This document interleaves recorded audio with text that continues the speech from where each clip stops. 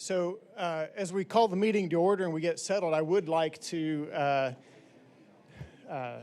just acknowledge that I do have a little bit of a connection with our beloved friend Dolly, and just want to acknowledge what she has done for workforce in this state. My goodness, the jobs that she's created in East Tennessee, and even several hundred more jobs about a mile from here in the hotel and museum that will be opening in just a short amount of weeks. So appreciate everybody's prayer and concerns and thoughts toward our connection and the company that I work for in carrying on that legacy. She makes it easy to carry on what she set up. So we're honored to be able to do that. Hope we do that well and continue to represent Tennessee and all of her values to the world. So hopefully we can continue to do that. So thank you for your support. I want to acknowledge we have Suzanne Carr. So she's been with us for a while, but in a different role. And she is now the Assistant Commissioner of Vocational Rehabilitation. So she's been here with us before, but now she's in a different seat in a different role. So thank you, Suzanne, for being a part of that and the work that you do for vocational rehabilitation. And then we also want to welcome Shannon Rosedale, and she represents the Department of Human Services as the Senior Policy Advisor. So she has been appointed as the DHS Commissioner's designee. So we'll see Shannon at these meetings moving forward. So thank you for being here. And then we also want to recognize former Humphreys County Mayor Mike Pogriba. He had great service and was a great contributor to this board and to the Northern Middle Local Workforce Board. So just appreciate the work he has done, and I just want to acknowledge the work that he's contributed and thank him for his time with us. All right, I think we need to do a roll call. So Eiler, I'll turn it to you. And remember, we are being live streamed on YouTube right now, so make sure to use your microphones when you speak, ask questions, vote, say your name, and all that kind of stuff so that everybody out in YouTube land can hear your voice. Eiler, I'll turn it over to you. Thank you. Good morning. As I call your name, please use a microphone to confirm your attendance audibly. If you are a member of a local workforce development board, please state the local board. If you are representing by proxy and your name is not called, please state your name for the record. Jackie Akbari. Here. Linda Botch, proxy for Natalie Alvarez. Present. Martha Axford. Here. Brandy Lassiter for State Senator Paul Bailey. Assistant Commissioner Jay Baker. Present. Joe Baker. Ben Ferguson, proxy for Jason Bates. Present. Tim Berry. Here. Linda Botch. Present. Southern Middle. Joy Barnett for State Representative Clark Boyd. Present. Josh Brown. Here. Assistant Commissioner Suzanne Carr. Here. Senior Policy Advisor Shannon Rosedale for Commissioner Carter. Here. Billy Dykes. Here. Ben Ferguson. Present, Southwest. Max Goldberg. Marshall Graves. Present Southeast. Eiler, I'm also proxy for Joe Baker, and I missed the call when you called it out earlier. All right. Thank you. J. Paul Jackson. Present. David Jordan. Present. Andrew Hudson, proxy for Mayor Tim Kelly. Present. Policy Director and Governor's Designee Michael Hendricks. Present. Sandra Long. Present. Director Jenny McCabe for Commissioner McWhorter. Present. Kelly North. Present. Southern Middle. Stuart Price. Present. Assistant Commissioner Deborah Knoll for Commissioner Reynolds. Lee Sloan. Present. David Stansel. Present. Commissioner Denise Thomas. Present. Jamie Schote, proxy for Will Trum. Present. Jeff Vance. Present. Stoney Ramsey, proxy for Ron Wade. Present. As a reminder, for any votes during this meeting, you must recuse yourself if there's a conflict of interest. Chairman Berry, we have a quorum. Very good. Thank you, Eiler.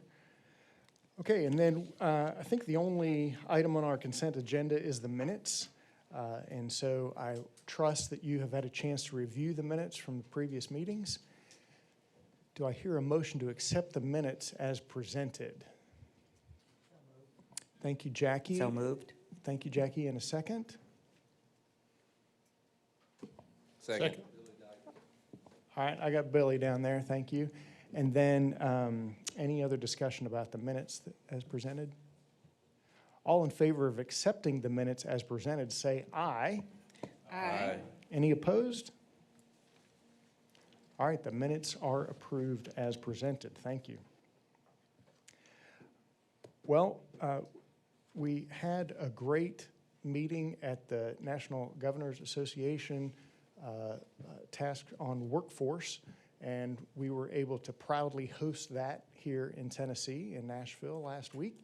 And I love being able to see other states come in and be able to brag about what a great workforce board we have, and the governor represented us well and gave a great speech that created a lot of interest among the other attendees. And then Commissioner Thomas was able to present Tennessee Works and make all the other states jealous about how well we do our stuff and how well our departments work together. So I really enjoyed that. And then Commissioner Thomas, would you like to share a little bit about your experience on that? And Marshall, if you want to weigh in too, I'd love to hear your thoughts. Thank you, Mr. Chairman. As you mentioned, we were fortunate to host the NGA Summer Policy Institute in Nashville. It was 42 states and 3 of the territories. To date, it was the largest attended NGA Summer Policy Institute, and this was from the NGA folks, not just us. We really appreciate our chairman and vice chair being able to be there. Michael was there along with our governor, who did just a phenomenal job talking about workforce. And, you know, some of the conversations were like, wow, your governor did that with no notes. I was like, well, he believes what he's talking about. So workforce comes natural to him. So wonderful fireside chat with him. We were able to do a panel. There's our chair and vice chair with Governor Lee. But we were able to do a panel and talk more about TN Works with Deputy Governor and Director Gentile, Executive Director of THEC. And as Chairman mentioned, really the talk of the conference was about the collaboration and the partnership in Tennessee and the innovation that we're all leveraging to make sure that we have the best state in the country for workforce development. And what you're seeing now is we had the opportunity early August to attend the NOW conference, the Nuclear Opportunity Workshop. I was very fortunate to be able to have a fireside chat with Governor Lee to talk about really the role of the public workforce system and TN Works in ensuring that we have a workforce for the immense amount of nuclear jobs that will be available, not just in the Oak Ridge area, but really and ultimately throughout our entire state. A little pressure because it was, you know, the boss interviewed me. And you talk about pressure because, you know, when the boss asks you a question, you better have an answer. So, and then was able the following day to have a keynote just to really talk to the room about why workforce matters right now. And it doesn't really matter the sector. But we know what the projected impact is for nuclear in our state. But we know there are other industry sectors that are critically important and will feed this. And, you know, telling a room full of the biggest and brightest brains in the world that, you know, we have to think about the people that will build the facilities as much as we think about the researchers that will come up with the next level innovation for advanced energy in our country is equally important. And so our message to them is that before any researcher can figure out how we have the best energy source in the country, it's going to take a skilled tradesman to put that building together. And so I really appreciate, I know Will Trump couldn't be here, Jamie, glad you're here, but Will was there. It was a really great event. And I think it just, to me, it really showcases how important and foundational workforce development is to this state. And so, again, I commend this board because I would hate to be a state that had this type of pent-up demand and did not have a board like this one behind it. And so thank you for the work that you do and how you anchor it. So just a few other updates, and I'll turn it back over to our chairman. So our state submitted, as you know, 13 waivers that were attached to our state plan that you approved and that ultimately U.S. Department of Labor approved. For our waiver submissions specifically, I wanted to just kind of make sure you knew the status of those. There were 3 out of the 13 that didn't require a waiver. We asked to be nice, and they said, no, you already have the authority to do it. 6 were approved, 4 were disapproved, but let me clarify that. It said not approved only because 3 of them, the secretary said it was outside of his waivable authority. So there was really only 1 true waiver that was not approved. That one was not as impactful because in Tennessee, if we try to go down a highway and you tell us it's blocked, we're just going to find another path. And that's just what we do. But the impetus for that is that we now can create a system that we can all be proud of that's very innovative. I shared this in oversight this morning. Congress has been very, very open about the dissatisfaction with the investments that have gone into the public workforce systems and the outcomes on the other side. So this year, when we did our state plan, they opened up waivers because they were allowing states an opportunity to be innovative and creative so that we don't have to sustain further indictment on simply not getting it done. And they were looking very intently at states and their creativity on how we can create a space that we can do workforce development differently. And I'm proud to say, with our waiver submission, we were one of few states that submitted the number of waivers that we did. Some asked for 1 or 2 or 3. You know, we said we're going to ask for everything. But with that, it's allowing us to create an innovative and responsive system. The biggest thing is that we have to make sure, one, for business and industry, that we can develop the talent pipelines that they're comfortable with, that are qualified, skilled, trained, and ready for them, not just for today, but as they grow, there should be confidence that my workforce can grow with me. The second thing is for Tennesseans that are looking for their next opportunity. We should be responsive. We should be creative. We should be in communities. We should be doing all the right things. Well, I don't need to tell this board that oftentimes some of the rigor that's in the Workforce Opportunity Act applies to all states and territories. It takes no regard on how your state is structured, where resources or assets your state has. So we believe the work that's really been developed over the last few months is more indicative of Tennessee and the type of system we will have.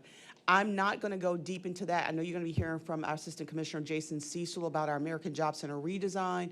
You'll also be hearing more about a policy that will come before this board for ratification around regionalism and what we believe that will do to really anchor our system.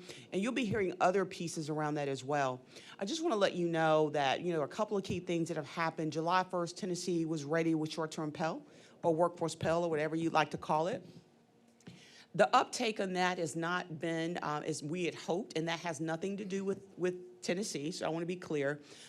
Even though well-intended, like so much of what we see that comes from at the federal level, well-intended, but it has a lot of rules and regulations and rigor that's really been obstacles for programs that want to take part in short-term Pell to be able to come on the list.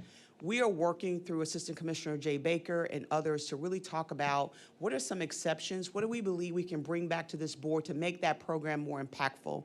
Listen, Tennessee has a little bit of a problem. We have a wealth of resources. Some states really need short-term Pell because that's the only thing they have to rely on. We got Tennessee Promise, Tennessee Reconnect, we have Pell, we have ITAs, we have all of these things.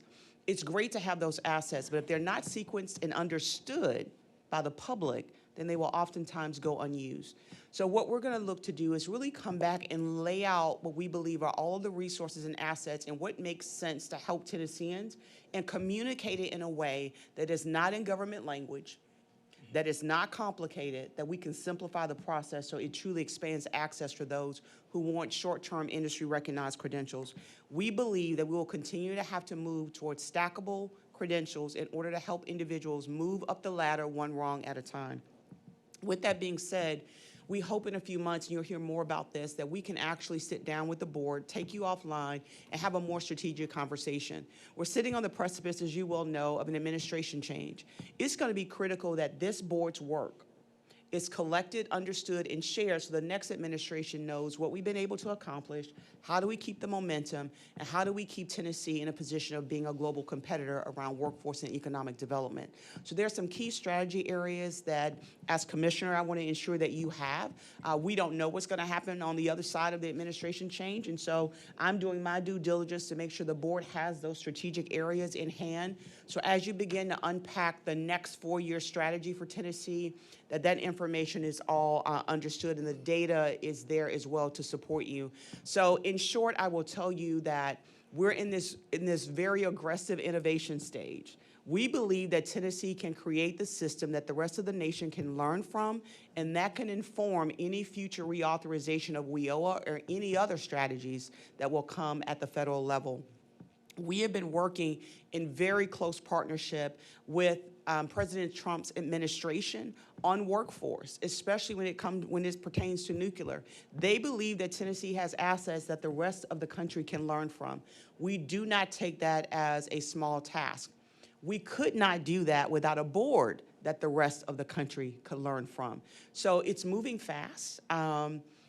Sleep doesn't come easy these days because there's so much happening in workforce development, but not just for me. I want to take a moment before I yield to say I am immensely grateful for the best workforce development team in the country, dare I say the world, with the staff that's at the Tennessee Department of Labor.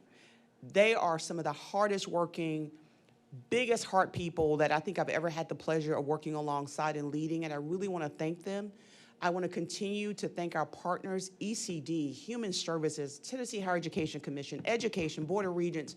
Tennessee is in a pivotal place, not because we all have it figured out, but because we're all willing to figure it out together. And the board is leading that. So thank you to this board. More to come. If I gave you truly everything that's been going on, I'd be going on for hours, and nobody wants to hear that. But just want to tell you that we should all be proud of where we are right now, but there's more work to do. And we look forward to your continued support and leadership as we move this system right on along. Thank you. Excellent. I couldn't agree more, and thank you for particularly calling out the staff, because I know they work so hard, and so admire what they do. All right. We've been talking in previous meetings about the UTCIS local board certification project. So with an update and the final report on that is Tamara Parsons. Thank you for that. See you again. Yep, you too. Thank you for that. Was just kind of reflecting, as you can imagine, on this work, and this report today that we're sharing has been 2 years in the making. So that's pretty significant. But I'm going to jump right into it. I'm going to move pretty quickly, but by all means, let me know if you have any questions at all. Just to recap what we have done, we completed phase 1. That is where this board decided to go first, probably most likely, as far as we can tell, in the nation, to conduct an assessment. So we created the assessment criteria, the assessment structure, the policies to go to support it, and conducted the assessment first here. And that, of course, was complete. Set the standard for deployment to all 9 local workforce development boards. That was phase 2. And we're going to talk about that today comprehensively, not what each of the 9 boards reports said, but what does the whole picture say. And then we will walk into what you've already been talking about and planning, which is a statewide transition initiative built on that assessment. The first thing that I want to share with you is the fact that we've got 10 governing bodies assessed. That is very significant accomplishment over the last couple years. So I wanted to make sure we highlighted that. And then also our first of many numbers that you're going to see. I'm going to zoom in on a number and an impact to kind of keep things going quickly throughout. 1 of 9 boards reached the effective stage. 7 reached functional or highly functional. So those are the overall ratings. You might recall that we started out with a different rating. Functional is kind of your entry level. There's certainly qualifications and standards to meet to get to functional. Effective is that mid-range. And then the top level rating overall is role model. It's all on a gradient scale. So we all fell kind of in between there. What we did find when we completed this assessment across all 10 boards is that there are 4 core statewide truths. And by that, I mean, we need to look at this as one learning, but there were 4 components that was in place and validated across every board. And that is that compliance is universal. Not just compliance, but very strong, very dedicated, very committed to compliance. That was universal. However, because of the design of the system, not because of people, because of the design of the system, strategic leadership was not universal. Board commitment exists, it is strong, it is passionate, and it runs deep for both our community and for the work of the board. However, measurable impact, the so what measure, if you will, what difference am I making, that wasn't in existence. And you'll see here in a moment, that's something board members have asked for in their interviews. Onboarding, no surprise to you all, you brought this up yourself a year and a half ago. It's the most common, however, you might not have known this, but the most common statewide root cause. Not only was onboarding an opportunity for improvement on all boards, when you go and do an actual root cause analysis, onboarding showed up every single time for all the findings that we're going to cover too. Not the only reason, but it's a key theme. And then finally, 9 of the local workforce development boards execute one statewide strategy that you kick off and they support, but they do it in 9 different ways. So the overall interpretation here from those core statewide findings is that this is a design issue. It's not 9 local issues. It's not a people issue. It's a model design issue, and that's what we hope to address here. So I want to share with you the statewide findings that we have. What we're going to talk about is 6 different patterns that we discovered across each of the boards, and then talk about the impact of those. We'll follow that with some recommendations. So the first one that I want to share with you is that core truth: compliance is universal, however, strategy is not. By design, boards were stood up to ensure compliance and oversight, and they do a very good job at that.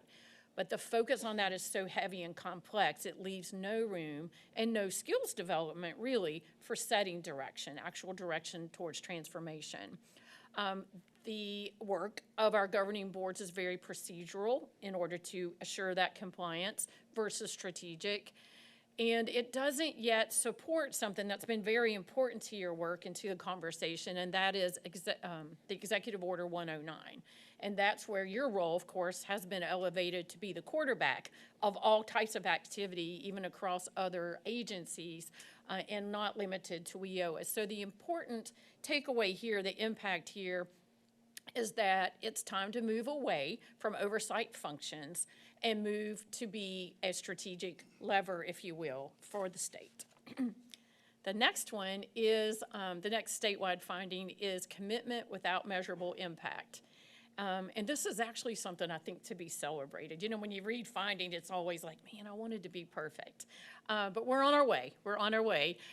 This is a really good takeaway from board members, and that is that boards are really looking for, how do I know I'm making a difference?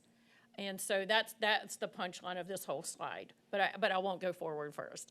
Boards are very compliant, highly compliant, but that compliance alone doesn't produce transformation. And in many organizations, it actually creates a barrier to transformation. So we're not saying disregard compliance. We're going to talk in a moment about having it rest in the appropriate place to open up the doors for transformation. Federal WIOA performance metrics are reached repeatedly. Local boards have also, of course, maintained their certifications. They're very strong in those areas. The gap that exists is between that compliance and strategic leadership and the ability to tie to a measurable outcome. So boards, what we will make a recommendation for is where providing measures, impact measures, that will actually allow the board to make a case for their value. So not just we've trained X number of people, but this is the value we're contributing to you as an employer, to you as a community, to the region, to funders, to whatever you need to appeal to beyond basic numbers. The next finding that we want to share is that the broad and expansive expertise of board members, because of the heavy load of compliance in their design, it sits idle. And board members articulated this during meetings, not in a frustrated way or angry way at all, but like, I wish we could do this. I think if we could do this, but there's so much work to be done. They had so many ideas from their own areas of expertise. And the part of that, you can start to see the value of an effective onboarding here, and I don't want to get ahead of myself in the slides, but an effective onboarding and grounding of appropriate operational information can free the time and the thinking of our board members to contribute their expertise as opposed to being approvers of compliance standards.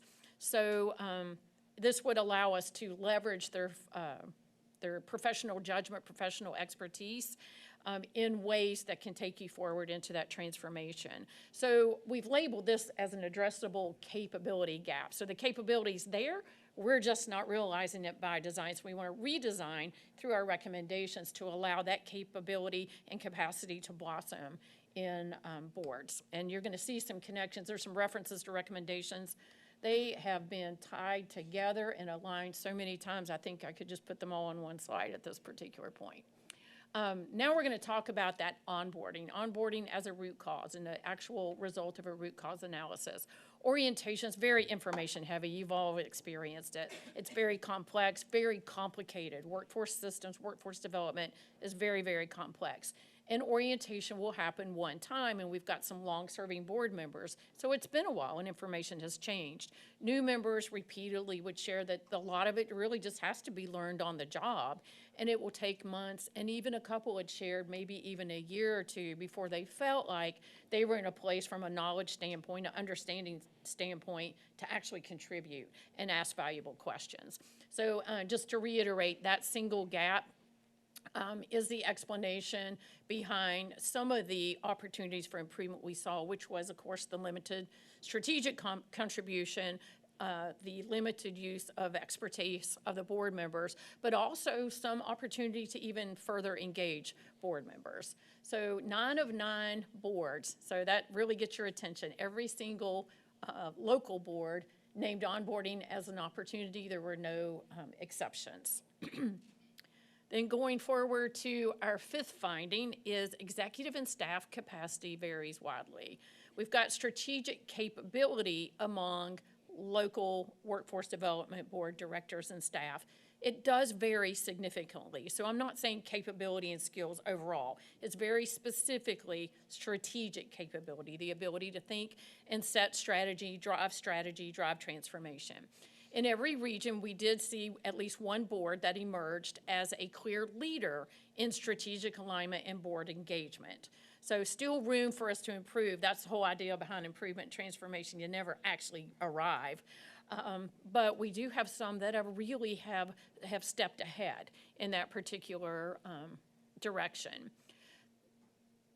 The bottom bullet, I think, is really powerful, and that is that you all, as the State Workforce Development Board, are depending on 9 separately led local boards to execute a single statewide strategy. And today, that can happen in 9 different ways. So the impact of that is the uneven execution that we can experience at the local level actually constrains the ability to achieve the objectives and initiatives in your statewide strategy. And I don't think it's too strong of a statement to say it should probably be considered an organizational risk, particularly because of all the transformational things that you're going to be taking on as we move forward. And then finally, the 6th of our findings, and that is no outcome-based measures. This goes back to that desire that board members expressed to figure out, how do I know we're making a difference? And that's where impact comes in. So boards do rely very heavily on compliance KPIs rather than impact measures. Those KPIs are important. They are required. I'm not suggesting that they aren't, but what they don't do is tell the story of the impact that you're making on the community, on employers, and on people that are seeking work. There's no shared statewide outcome framework. There is certainly shared data. There's a really good support structure for that. But we're again talking about impact and outcome, a framework to support that statewide. Within a statewide outcome framework, one can also get early recognition of something that's moving the needle faster or stronger. So you start to see the emergence of best practices early on. You don't have to wait a year or two to see what's happening. You can see the movement in your outcome framework and share that across the state. So there's some benefits, if you will, behind the bullets here. The statistic that really gets our attention, again, I intend to focus on the numbers because it really puts things in a priority order for us. 0 of 9 reach effective on performance management. You may recall that performance management is one of 5 categories or chapters of the standards we use in our assessment tool. I will forgive you if you don't remember that specific detail. It's very, very a front of mind for me. But it's a really important one. It's not only the data, but it's how you use the data, analyze the data, use the data to drive your strategies, use the data to inform your improvements and your innovations. So it's really important, and even more important that none of our boards rang the bell, if you will, at effective. They were functional for the most part, but not hitting the bell at effective. And that's where we need to be honest, to move into the future. Yes, certainly. The 0 of 9 is stands out pretty heavily. Yes. What do you think is behind the 0 of no one having reached effectiveness?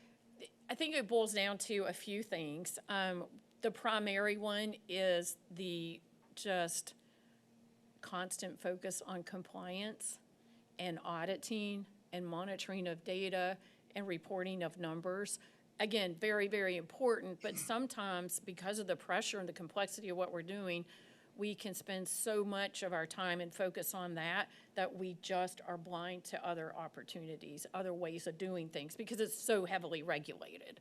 So the system has created this. It's not for lack of desire or wish, but it's almost like there's so much work to be done. It has to be done first. And when I say work to be done, it's the compliance level of work for the leaders, that there doesn't seem to be space to actually look at the data differently, come up with different numbers, analyze them with a different lens, because those are skills that aren't used every day. So creating a structure that will allow that, providing the data that'll motivate it and inspire it, is going to be important, and then also some procedures and processes to follow to actually step through coming up with improvements in innovation.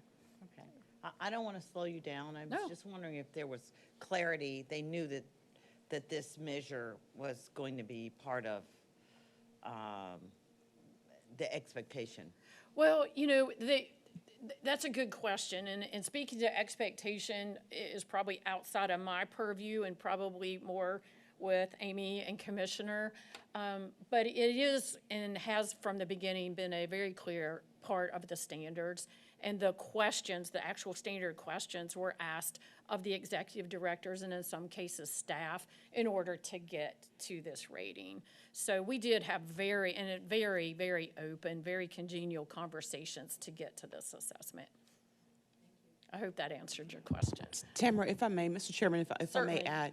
So I think, Jackie, your question is an important one. I think as we look to unpack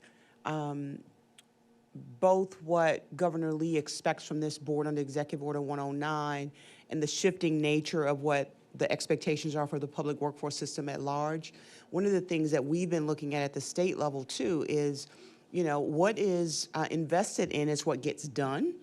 And the system itself has been invested in, the money has come to do these things that are outlined in WIOA, so there hasn't been much of an incentive for local boards or states for that matter to do anything different. And so I think the system design is informed behavior. Like, these are the things we really focused on. So I know it looks like a heavy indictment, but in all fairness, that's how the system has been constructed. It's only been in the recent years that we've said, well, WIOA can't dictate our life. Like there's life outside of WIOA, and we've started to get funding to help us move in that direction. I think what this highlights is how do we take what we've learned at the state level as we try to constitute a system that both handles WIOA requirements, but becomes, innovative and responsive to the needs of our governor and the vision of our state. How does that translate now into a new governance structure, which I think when I see this, that's what comes to mind for me, is that this is an opportunity now to sort of take this bifurcated system that we're running and use that to inform what a new governance structure could look like and where we really place the emphasis, as opposed to just saying, let's just do what it takes, let's just take care of the floor in compliance, but focus more on what's going to help move Tennesseans where they need to be. So I just wanted to add that context, because I think we've been there as a state as well, not just the boards. And so we're trying to come out from underneath that as well.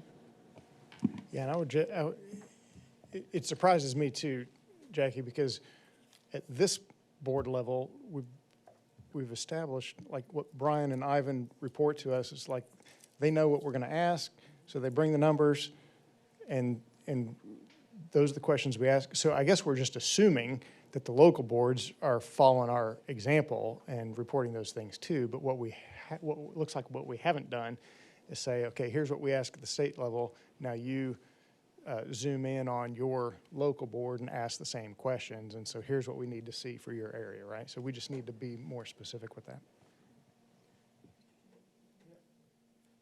I'll add one point just to help provide a more full response to your question, Jackie.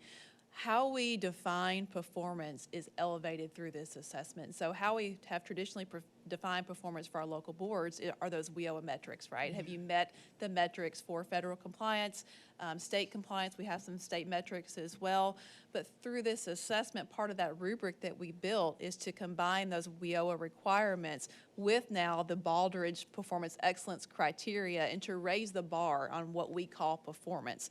And so you'll see that outlined in the proposed workforce framework policy to elevate performance. And so what we say is good in a board now, what is good performance, is elevated. And so when you approach that standard now, we're not there yet with our boards, but the framework policy hopefully will position us into a place where going forward, that's our bar for performance.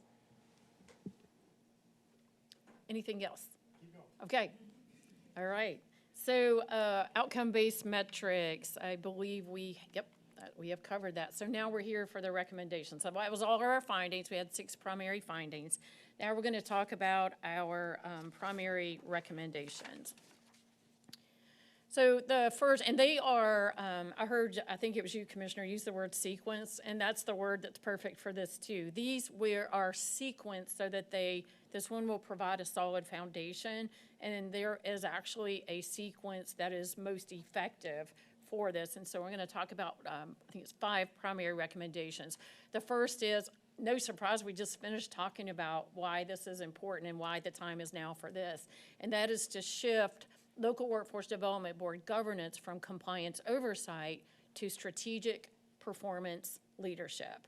And so strategic here being a really, really important adjective. So strategic, very intentional, very targeted, very focused, very quick moving performance leadership, where board members set direction, very clear path of setting direction, and hold their system, their local system, regional system, state system, accountable for outcomes, and staff is tasked to execute. So I think it's an exciting role for staff personally to be able to get out and start making those changes more rapidly than they've been able to before. To clearly separate governance decisions from management initiatives or administrative functions, so we remove that compliance burden off of board members, and so that they can build on their expertise and all the things that we said were kind of being held back because of the heavy compliance focus. In order to incorporate this, and even more importantly, to sustain the changes, it'll be important to embed this in updated or changed bylaws and the actual meeting structure, agendas to support the meeting structure, and then operational policy. So put things in place so that it can begin, but also so that it can be sustained, and the benefits, therefore, can be sustained. Also, something as simple as having a fixed share of every board meeting dedicated for intentional strategic discussion. And there are prompts that can start that, because sometimes after you've been through a lot of approvals and reports, it's hard to shift your brain. Now let's get creative. And so there are prompts that we can share with you to incorporate that. And then also some of the findings when you dig down into the final report, you'll see that there's an opportunity for a standardized statement for code of conduct and conflict of interest policy with some defined monitoring mechanisms, and also very intentional, if you will, succession planning. These were identified as opportunities for improvement off and on throughout the local boards. And so that would all fall under the first primary recommendation, which is foundational, and that is shift from compliance to strategic performance. We've got some details in the report about how that might look. The second one in the sequence is to establish regional boards and transition the local workforce development boards to an advisory council role. And this is really important and will, I don't think it's a stretch to say, once in place and understood and equipped, really catapult things forward as far as seeing tangible results and that impact that board members are asking for. So regional collaboration, as I'm sure you know, would create opportunity. So moving the governance to 3 regional boards as opposed to spread out across 9 will allow certainly more capitalization on the regional engagement, our regional resources, and then align governance and decisions for that region around solutions that actually fit that particular region's workforce system. The local input is vital. And honestly, the advisory council, local advisory council arrangement and setting those up is really important to protect and actually expand the opportunity, the value, and the use of local input. Because time and time again, that's what I heard during interviews, is that, you know, this is very important. I know this county, you know, I know this community. And so if they're busy doing compliance work and oversight and trying to set strategy, that input sometimes has doesn't have enough time on the agenda. So by focusing on local advisory councils, it'll better position those locales, if you will, to be represented and work in decisions at that regional strategic level. So ultimately, when that structure is put in place, they can be one statewide strategy. It can be consistently developed and deployed through the regional structures and informed by the local advisory council. So there's still the ability to balance a statewide strategy with the unique and sometimes differing and even conflicting maybe needs of different local communities and cities and towns and employers. The governance framework policy that Amy's going to present, I think Amy's the one that's going to present it next, actually sets up the pathway to put this in place. And we do have a timeline, just a proposed timeline, when we think that this could aggressively occur at the bottom. The third is to launch the Tennessee Board Development Institute. On and off, we have heard onboarding, we've heard development, there's been changes, and it's a lot of information. The staff has to process that, understand it, apply it, and then communicate that to board members in a way that, you know, can be done probably in 5 or 10 minutes. It's a really heavy lift for everyone. And so a structured statewide onboarding effort, one that is systematically applied across the state, same onboarding with some unique local and regional flavor, of course, would consist of a training program, but also policy and process design, not just for the training, but for all the things that go into it. It's just revisiting all of the structure and making sure and doing a double check and updating all the structure, and then having that translate into a single statewide onboarding effort. So this would, as the second bullet says, can serve every level of workforce governance. The state, new state board member, here's a standard, if you will, scaled up onboarding. So not giving you, 10 years of information in a 2-hour meeting, but let's get you ready for that first meeting. And then maybe over the next 30 or 60 days, let's give you a little bit more information. So bite-sized, digestible pieces of information based on your specific role at the state, the regional, or the local level. The last bullet is really important too. That's why we call it Development Institute, continuous education, and then the data literacy that ties into the performance management finding that we saw earlier. You know, here's how you look at that really comprehensive report. Zoom in on this, and that will help you set direction as a board member, for example. Available, either delivered personally, virtually, or even on demand, so that it's accessible not only as you go onto the board, but if you want a refresher for 5 minutes, you know, hopefully you can click a button and get a refresher before maybe the strategic planning day, things like that. So make it convenient, make it consistent, and make it digestible. Building a statewide innovation framework. You heard about this when you got the statewide report. One of the primary recommendations was to come up with an innovation approach, a model for innovation that can help lead into the future. And we did see evidence, and that was confirmed across the state, that it's something that's needed. So a shared process as simple as a 4 or 5 step process. Identify the opportunity, a mechanism to pilot it quickly, like a rapid pilot, evaluate the outcome, and then scale it across the state so that you're constantly ideas are coming in. I think there's got to be a very clear tie to your existing innovation committee to evaluate and to support and I guess approve. You know, that kind of stuff's up to you, not to me. But having an innovation committee review cycle, so there's one point of entry for all ideas. Everybody's not just going to go crazy with innovation, but there's some form and structure to innovation, both for scaling it, but also for tracking it and measuring it and making sure that all the changes we're making are happening at the right pace and achieving the right result. And then adopting workforce impact indicators. We talked about this. How do you know that you're really making a difference? Board members have asked for this, and so you know, what we are recommending here is coming up with some type of impact measures in addition to what you require to report for WIOA. This came up from board members asking for this. I think it needs to be a very small set of measures. I think it needs to fit on one page. It needs to be something you look at and you know instantly what makes it up. Maybe you can click on it, and you've got so many experts here in data. I don't think it would be a heavy lift once we talk through what needs to be considered as part of the impact. And the final section, any questions on those? Before I get to, I think it's just one more slide. Yes. Well, she asked. So My bad. can we go back to number 2, recommendation number 2? There we go. So I guess I'm trying to digest the notion that it's, and I'll use the word critical observation, that we have one statewide strategy and 9 different methods of implementing it.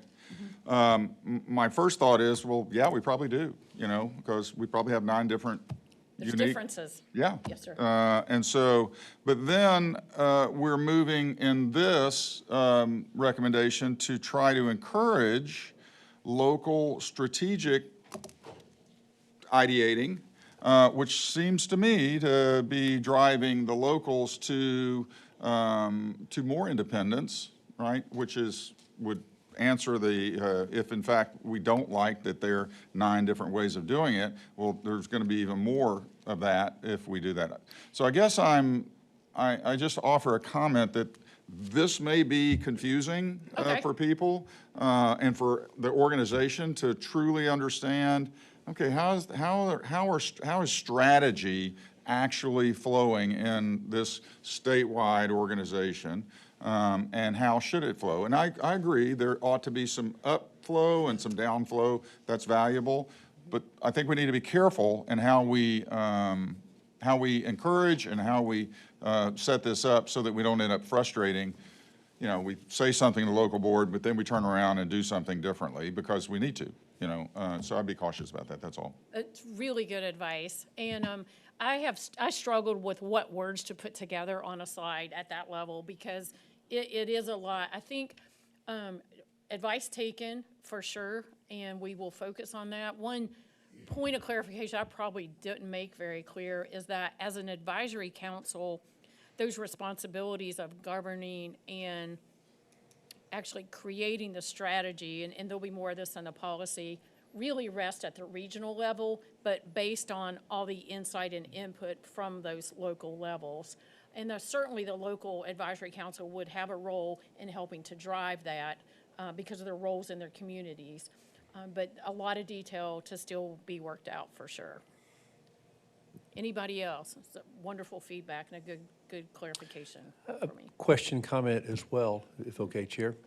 So similar, Stuart, to what you're raising, this recommendation, I get it, but there's part of me that's concerned. So I hear you say onboarding was one of the root causes, and you've addressed that in conversation.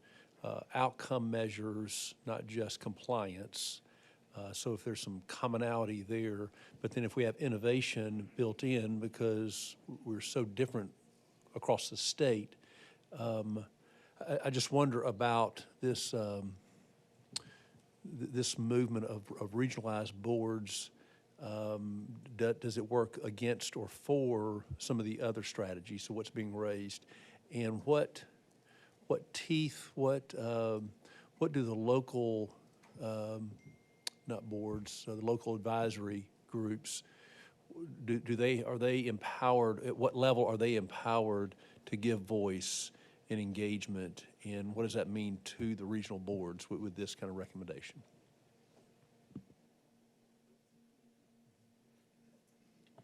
Yeah, I think we'll be addressing that when we get to the Oversight Committee and the recommendation that they're going to have, and then we'll have a discussion and be able to vote on that.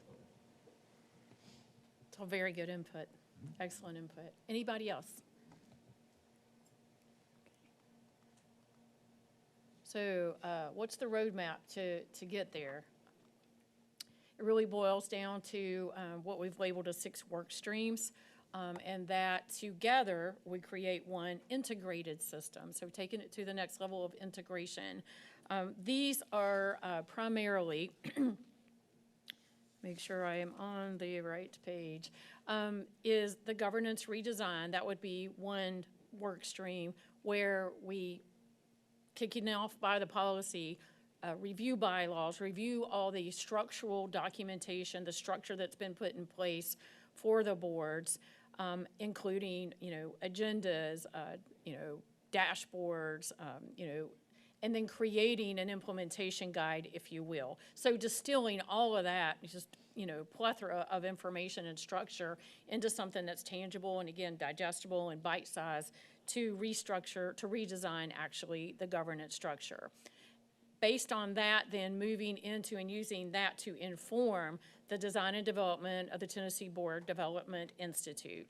And so that key deliverable would be the source of truth, the single source of truth for onboarding for all board members, for updating information once changes are happening, a resource that you can go to as a board member or a staff member to get to validated, always up-to-date information, one single source for that. The third work stream is taking that innovation framework that we introduced last year and actually developing that into something that can be smoothly and quickly implemented, both from the board level to make decisions, as well as the level of workforce in the field coming up with ideas for innovation. So it needs to come in from both ends, and we'll dust off the innovation model and update that and build that as a work stream. The fourth one is developing that impact dashboard, that single sheet, small set of measures that actually let you know what difference am I making in my community, in my region, in my county, and across our state, in addition to those standard KPIs. Then developing, based on this new structure, board and council chairs, and then making sure that because we have made these changes together over time to recertify with updated standards at this new level of performance in another couple years as a check to see, we've assessed again, have we made the progress we intended to? What do we need to do now? So, improvement and innovation is never a straight line. It's always a cycle. And so this is where that cycle comes into play. And then ultimately, integrated governance and performance framework. It will connect all 5 work streams into one seamless, integrated workforce system that is focused on getting the work done, getting people placed in jobs, getting employers the work they need, the skills they need, but doing that in a way that's very transformational and is making an impact, and you can demonstrate that by the impact measures that you help select. Questions about this? I'm just curious. Yes. You're going from 9 boards down to 3. How are you going to decide who's going to be the head of those boards? How many members are going to be on that board? And how are you going to select the members to be part of those 9 boards, the makeup? Yeah, I think we'll be covering that in our next segment. Okay, anything else? Yes. Tamara, thank you for the information. Sure. On step number 3, my question is about Innovation Committee quarterly review cycle. Will this be with the regular board meeting or an in-between meeting? I think that's up to Process. you all. It was a recommendation. The review part is the actual recommendation. The other is like, for example, type language. So it's whatever works with your existing committee structure. Thank you. Okay. Well, thank you. Just real quick. I was just curious, from your findings, typically innovation is not from metrics, it's from enabling conditions. So were there other enabling conditions that could have been amplified that may lead to some of the applications we're about to discuss? Yes, and I'm going to link it to the focus on compliance. When we dig into the actual report, which I'm sure you have access to, there's some information around that. We didn't get very far in our exploration and interviews into innovation because it was actually hard to define, and that's not uncommon. You know, I've interviewed people from other organizations have nothing to do with state workforce boards, and it's really hard to even define innovation. So it kind of needs to start there. But the flexibility, the latitude, the approval to innovate is one. The other that I can speak to confidently, and that's probably all I could speak to from our interviews to date, is an unclear threshold for risk, is how I'll say it. And organizations and companies that have been successful with innovation not only have a model, have resources for it, but they have clearly and very succinctly and directly defined their threshold for risk in a policy. The model that I go to most of the time that is proven to work in very diverse organizations, probably be a good recommendation for you all, starts with board and leadership policy, discussion around risk appetite and what the thresholds are, and then formalizing that in a policy to provide guidance for people. It removes that barrier, if you will, of I don't know if this is safe, I don't want to risk our state dollars. It defines that for people and frees them up mentally to be able to innovate. Thank you. Certainly. Anything else? Thank you, Tamara. I appreciate it. Let's move right on to the committee updates. And Martha, I'm anticipating a lot of questions on this. So tell us what happened in Oversight Committee. I'm very comfortable to know that I have a lot of support in this room. Yeah, that's great. So tell us what happened this morning and at your committee meeting, and then we've got a couple of votes based on recommendations that I think you'll bring. So hopefully some of the things that we did this morning will be answered for these questions today. We went through the policy procedure, the TDLWD, Policy Review, Development, and Update Procedures Policy establishes a process for regular policy review and maintenance and defines signature requirements based on the content and system impact of a policy. The impact to ensure that the State Workforce Development Board remains focused on matters requiring statewide strategy, policy, and governance oversight rather than the administrative policy procedures that we've had in the past. Under the new Workforce System Governance Framework Policy, new procedures, the Workforce System Governance Policy is a policy before the committee because it meets the thresholds, the State Workforce Development Board review and approval. Therefore, the policy was submitted for public comment and the committee reviewed in full detail. The purpose of the Workforce System Governance Framework is to establish a modernized governance model for Tennessee's workforce system designed to strengthen statewide strategic alignment, regional collaboration, accountability, and workforce outcomes. The committee this morning reviewed the progression of work that led to this new policy framework, including the governor's workforce vision, UTCIS local board assessment, SWDB strategic planning process, federal workforce guidance, the state plan and the waivers requested, subsequent waiver approval. Each milestone was informed the path toward governance modernization, the goal of strengthening the strategic leadership, driving innovation, and establishing a modern governance framework that delivers results for Tennesseans. Under this framework, the SWDB establishes strategic direction, governance standards, and a statewide priority for Tennessee's workforce system. While regional workforce development boards serve as the regional governance body responsible for implementing that strategy, coordinating cross-sector partnerships, advancing statewide workforce priorities within their respective regions. This represents a modernization of Tennessee's workforce system by shifting governance from local administration structures to an integrated regional model that strengthens strategic leadership, promotes regional collaboration across workforce system partners, and improves accountability and outcomes.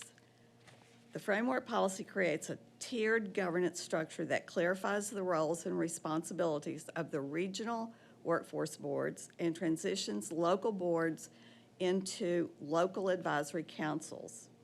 The model is intended to reduce administrative fragmentations while preserving meaningful local engagement.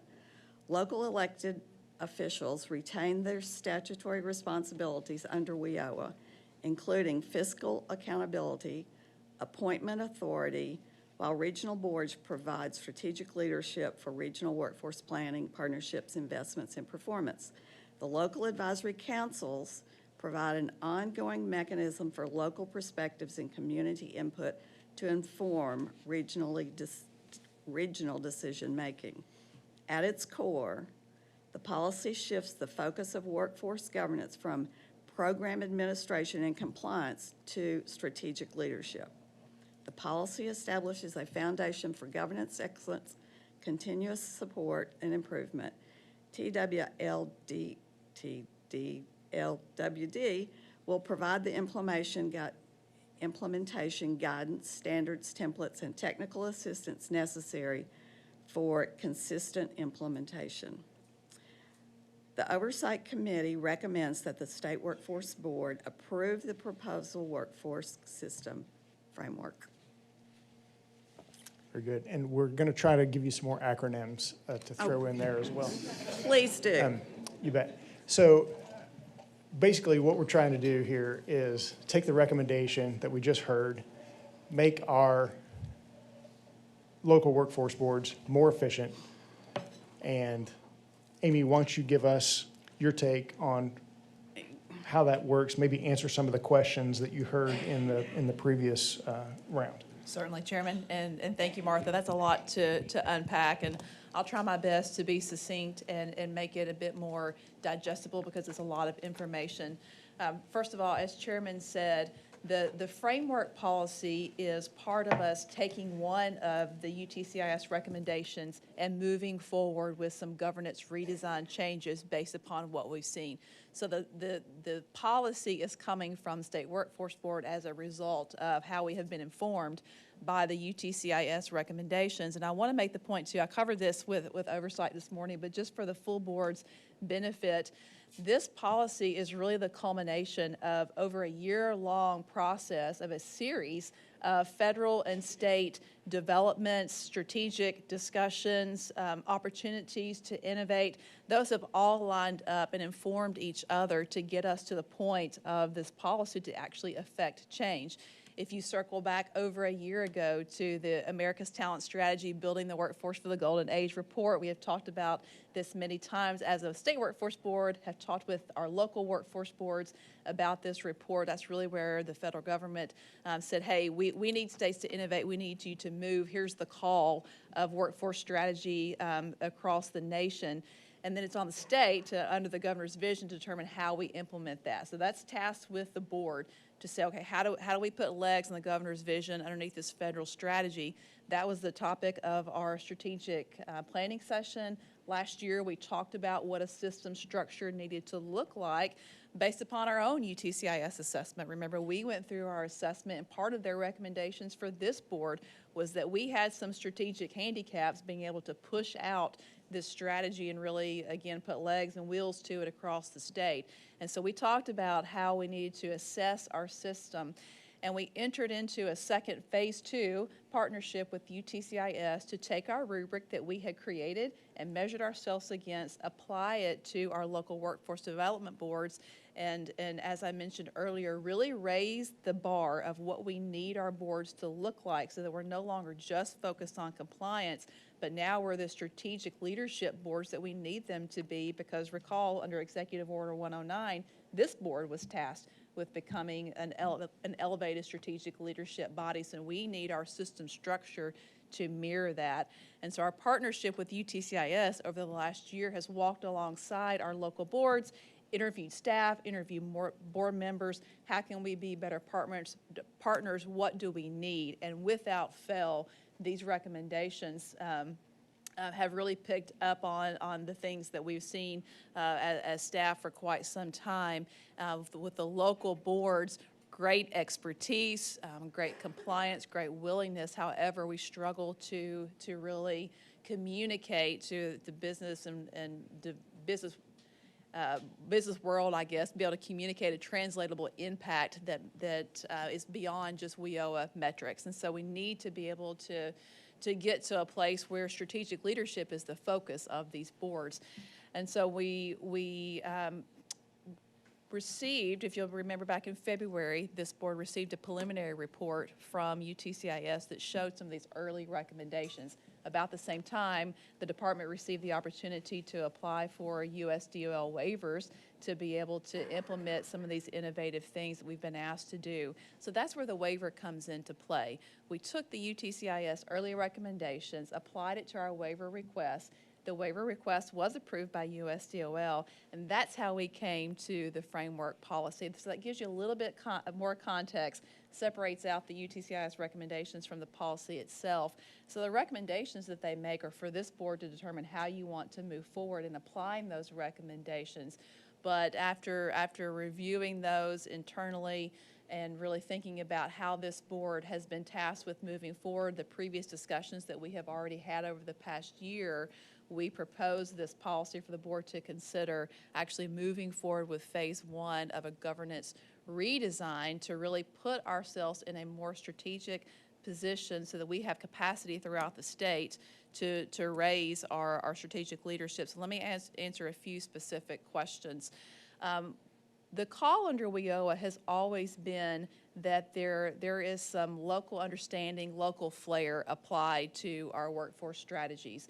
What we need as State Workforce Board is there to be a little bit more consistency so that those strategies are applied consistently throughout the state. But still, we know that what strategies need to be applied in West Tennessee are likely somewhat different from strategies that need to be applied in East Tennessee. And so there needs to be room for local flair, and there has always been that. The difference is that we're switching the governance piece.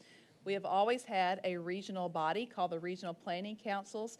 They have always done a regional plan. And so we have this group gathering. They create a great strategic plan, but it really just sits there because there hasn't been anyone in charge at the regional level. There's not been a governance piece attached. That governance piece is lied down at the local level where it's been applied 9 different ways. And so this policy would actually reverse the governance, attach it at the regional level so decisions are made regionally, but they are informed by those local needs. And by transitioning our local boards into advisory councils, we're wanting to empower them to really do what they were designed to do, which is to provide those local recommendations. What does your local community need? Local employers. Let's take some of those, the governance compliance pieces off of you and allow you to do what you are really good at locally. As far as board membership, Jeff, that was your question. Determining and appointing board members has always been the role of the chief local elected official. And so our LWDA structure, the 9 local workforce development areas, would remain the same. And anything attached to those local areas would remain the same. Funding structures, our regions, East, Middle, and West, remain the same, all the 9 local areas. And the mayors, the county mayors, who are tasked with informing our boards about workforce development, being part of those discussions, being engaged at that level, will now be engaged with the regional board and put their input in that way. And the county mayors have always elected a chief local elected official to lead those discussions and represent the local area, and it's their role to elect the board members. So the board structure will look a little bit different. Members, it will be along the same lines, but not quite so prescriptive about percentages that kind of pigeonhole us into some of the membership. Regional boards, our guidance calls for a 25-member regional board made up of different perspectives pursuant to the appointments from the CLEOs. So the important part to know, I'm sure when you have read the framework policy, it reads as a strategic vision. The guidance that the department is prepared to release really comes in behind that with specifics, standards, what we expect it to look like in implementation.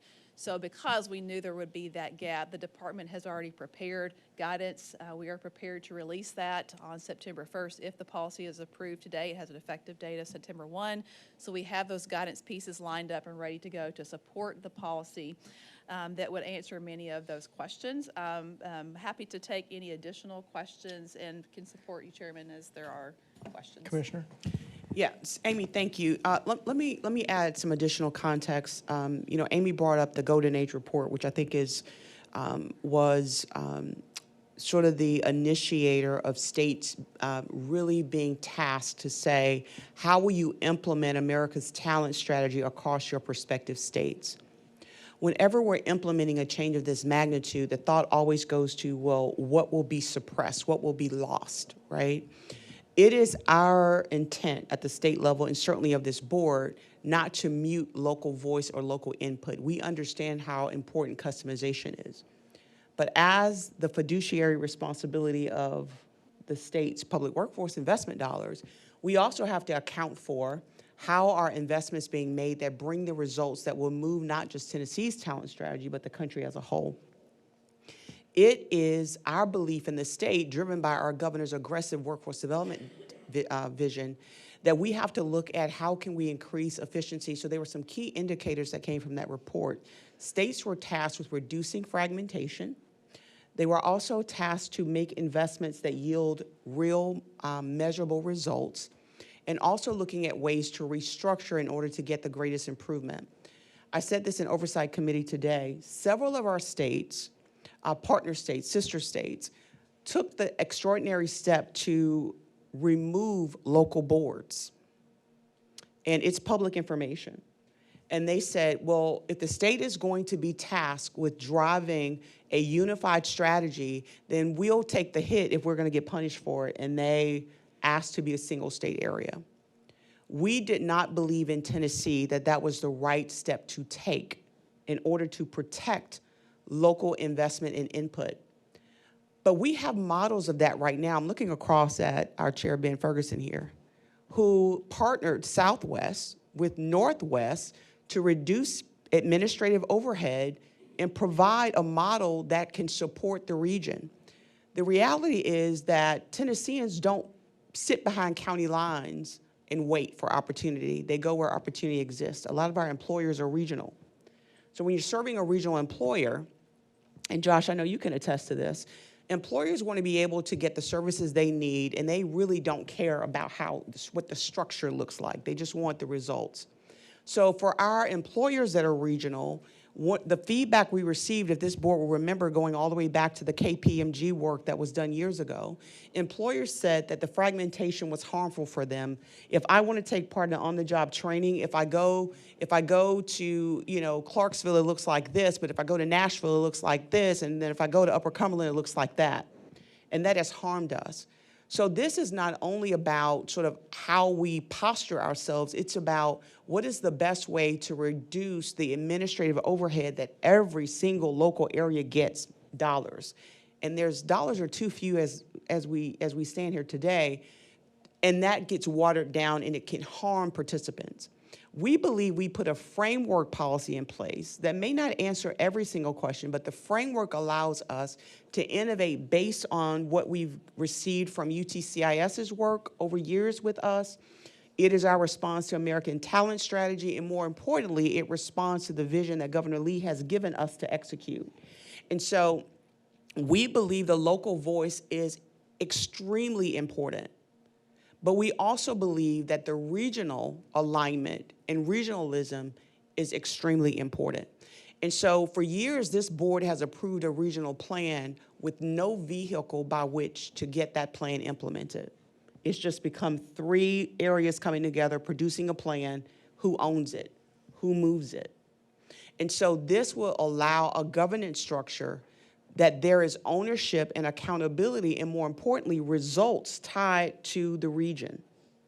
It gives this board an extraordinary measure now to speak 3 times and expect that the measures that are indicated in those plans are being performed.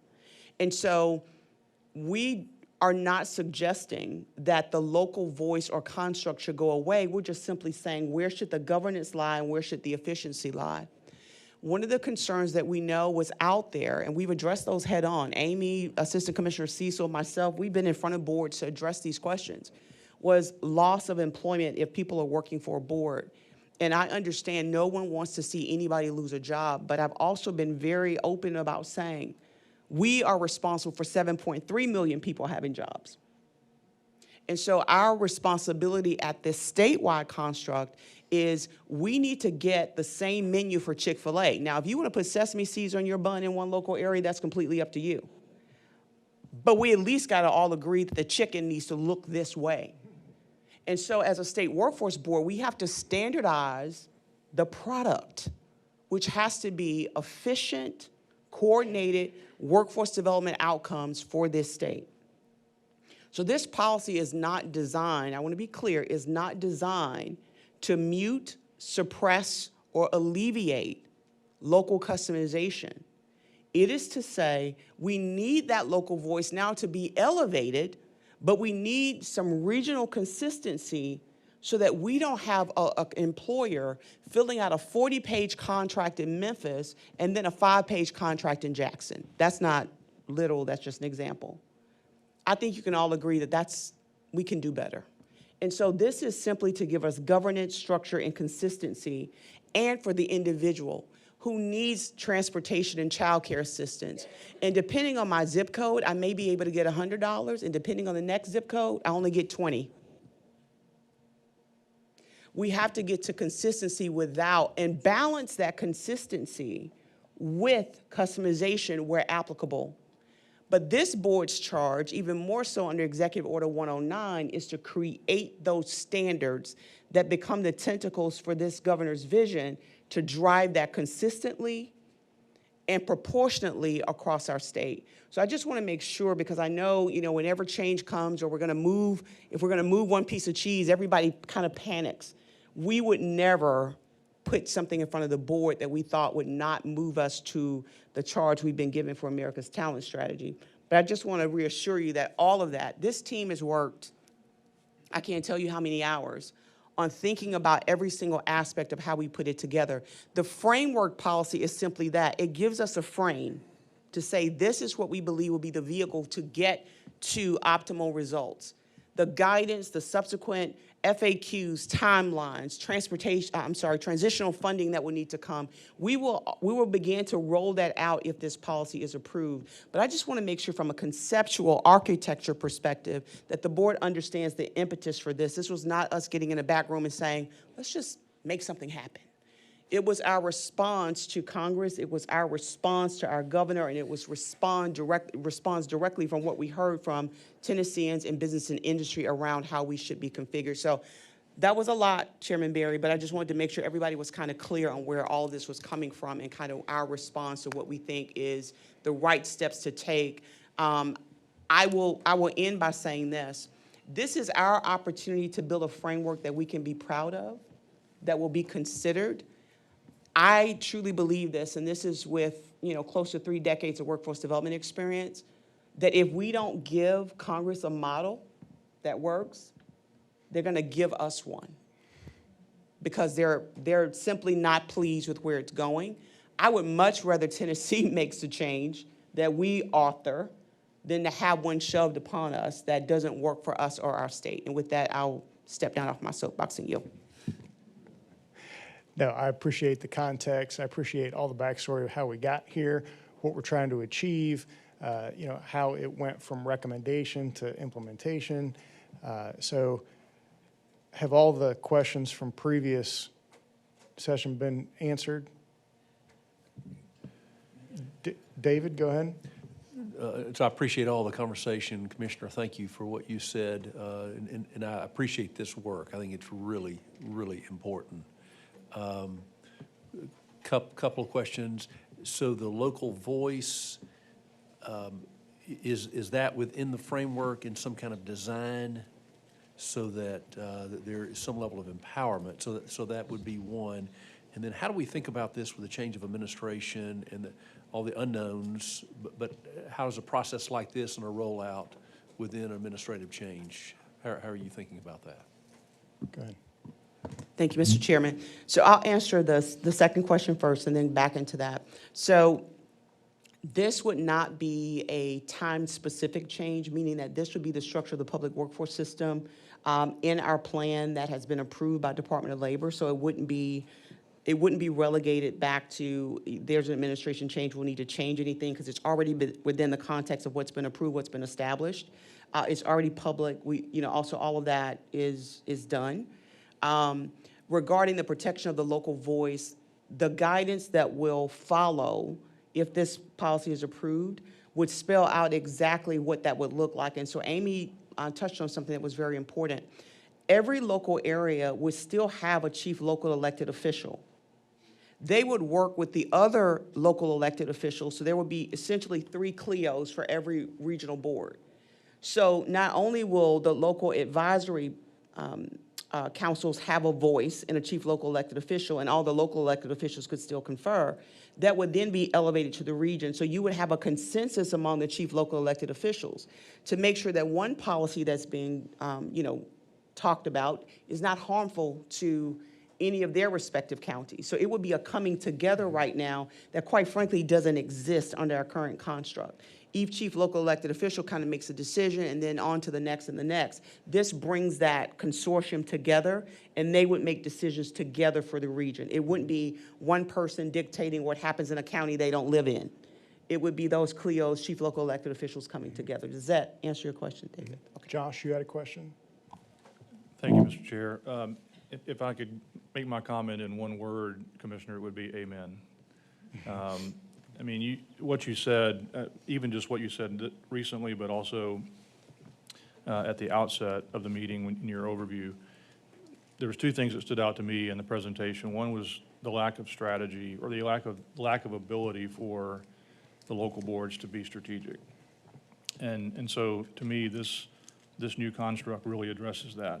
The thing you also said was, and I'm particularly interested in this part of it, obviously, that being responsive to the needs of business across the state and what their actual needs are for workers, the specific types of workers, and the flexibility, the word keeps coming up, flexibility, to do the things that businesses need to produce and employ these workers, which is ultimately our goal, right? So, amen. I think this is refreshing to see this. It's innovative, it's forward-thinking, and fully support it. Very good. Jeff, did we answer your questions sufficiently? Thank you. Any other questions, Marshall? Well, I'm a pretty risk-tolerant person, but I think, you know, Tamara's comment about sort of thresholds of risk for boards is actually like in my mind right now. I'm just missing a framework for what this does operationally. You know, like what happens operationally for the local areas with regards to, you know, their relationship to their CLEO. There's some gaps for me, so Okay, Amy, you want to cover that? I can't speak to that. Yes, we, as a department, as an internal team, has spent quite a bit of time creating guidance that would support and fill in those gaps. As we mentioned, this is meant to be a framework for us to move forward with. The guidance supports a lot of those operational pieces, outlines a structure for what that local voice looks like, how it goes to the regional boards, how it's considered, and those relationships between all of our governance functions, the CLEOs, the mayors, the regional boards, the local advisory councils, the fiscal agents, how they all work together, and the guidelines for how that is outlined in certain documents. I think specifically board membership, the charters, bylaws, all of that will fill in a lot of those gaps as we move forward. You know, there's a lot not changing as well. The whole point of the policy is to maximize what is working well and then shift what is not. So the guidance will really fill in a lot of those gaps. The guidance is going to be issued concurrently with the policy. We have several pieces of guidance that would support the policy if approved. We have a fiscal guidance piece, we have operational guidance piece, a couple other policies that would just, again, support the system operation underneath this framework policy. So that has all been developed into one package that would be issued concurrently with the policy if approved. Just add one thing. So, Vice Chair Graves, so essentially the local advisory groups would still be expected to meet and elevate needs for their workforce areas to the regional governance boards. So they would still function essentially the same. They'll still need to elevate that, make policy recommendations to through their board to their CLEO, and then those are considered when they meet together as a region. So mechanically, they'll still operate the same. The governance structure will shift.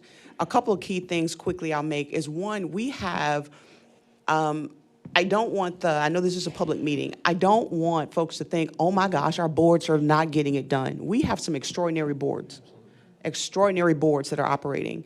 And they've done what the system has asked them to do. Head down, check the box, do compliance. We now find ourselves now where it's not enough when we look at how our country is moving, when we think about national security, having a nuclear workforce, quantum, all those things. So now they're taking what has traditionally been a public workforce system law and saying we need the thing to innovate. Well, it wasn't ever created to innovate. It was created to be compliant. And we've been force-fitting it to be a compliant piece, to be innovative. Now with Executive Order 109, and I'm so grateful for our governor saying, well, listen, I believe there's more for our state workforce board to do, that yes, we can focus on WIOA and compliance, but we can also build out a strategy framework that takes this thing and give it new legs. And that's essentially what this would do. So the local advisory boards would still function in that capacity, but they would push up their needs to make sure it's being considered at a regional level, so that it doesn't look like we're operating 9 separate systems, but there's congruency across the state. The second thing I'll add is we had the opportunity a couple of days ago to meet with all of the county mayors to talk to them about what this looks like, because they are our chief stakeholder, to help them understand. We gave each of them what their county allocation is. Every single county in Tennessee gets a WIOA public workforce allocation. I will tell you, some of those counties, their allocation was as low as $19,000. Now, you tell me, what can a county do meaningfully with $19,000 in workforce? So what this does is it takes the allocation, no county loses dollars, and it allows them now to pull that money together as a region. So the smaller counties who, quite frankly, have been left out of this funding formula almost, now has not just the innovation and the ideas, they actually now have a vehicle to get it done so that all the boats are lifted. And so that was really our message to the mayors, to help them understand how this could benefit them on the other side, which I thought was a very critical piece. And so the operational pieces that I know it looks like, well, you haven't told us this and you haven't told us that. We would probably have, honestly, about 25 to 30 policies before the board if we were to lay all of this out. What we're saying is if we can get the frame, if we can get the studs up, trust me, we got the drywall, we got the paint, we got the furniture, but it's going to be a lot of a sequencing of technical assistance and guidance that will be issued. We are more than happy to provide all of that to the board to see, but it's important for us for the sake of time because DOL has approved this plan. So we're on the clock for implementation. So we need to get the framework approved, and then we will absolutely make sure all of the guidance pieces, so if we are missing something, which we look to you to tell us if we are, and we will also be working with our experts in the field. It is our hope that our high performers, because there are high performers in our local boards, that they also now can be elevated to a regional space and position to help drive what's worked for their area, and all of the best of the brightest from the locals now help drive a regional strategy. That is our hope. And so we'll be putting together some mechanics around minimal standards, for example. Amy mentioned this in oversight. We want a fiscal agent who has clear audit history. They have experience handling government funds. We hate when we have to come to this board and say, somebody's misexpended. We believe if we can put the standards in place and get the right people with the right expertise, that on the other side of this, we'll have a system that we all can be proud of. So I just want to make sure I provided that additional context. Don't know if it answered your question, Vice Chair Graves, but there's a lot more to come. And there's an encyclopedia of information around guidance that we will issue. But we do have the approval from U.S. Department of Labor to at least begin the work. Okay, I'm going to go ahead and ask for a motion. So moved. Thank you, Jackie. And do I have a second? Thank you, Josh. Sorry, Chairman, if we could just get a clarification of what that motion is for the record. Understood. We're going to, the motion is to accept the recommendation of the Oversight Committee to approve the Workforce System Governance Framework Policy. And unless So there's, moved. yes, and then Josh second.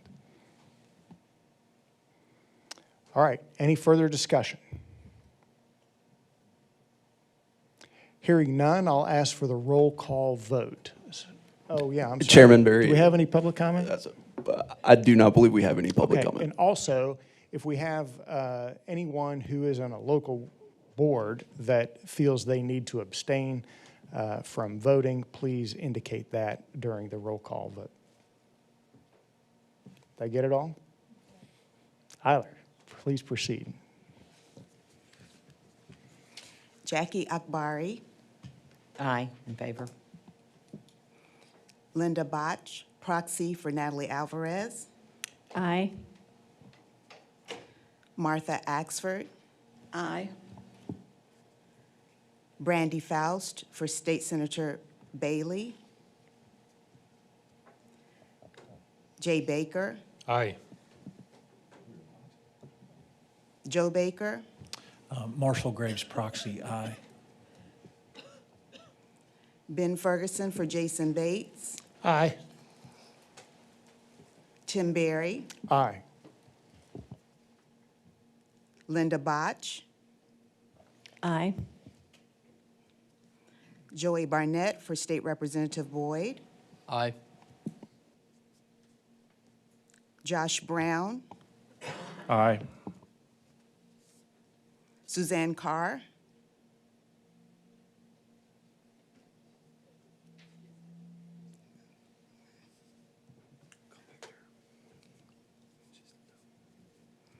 Shannon Rosedale for Commissioner Carter, Aye. Billy Dykes, Aye. Ben Ferguson, For any potential or perceived conflict of interest, I'd like to abstain. Max Goldberg, Marshall Graves, I'll abstain. J. Paul Jackson, Aye. David Jordan, As a contract organization, I need to abstain. Andrew Hudson for Mayor Tim Kelly, Aye. Michael Hendricks, Aye. Sandra Long, Aye. Jeannie McCabe for Commissioner McWhorter, Aye. Kelly North, Aye. Stuart Price, Aye. Deborah Knoll for Commissioner Reynolds, Lee Sloan, Aye. David Stansel, Aye. Commissioner Thomas, Aye. Jamie Schote for Will Trum, Aye. Jeff Vance, Aye. Stoney Ramsey for Ron Wade. It's my understanding that Ron is a member of the local West Tennessee Board, so I would abstain for him.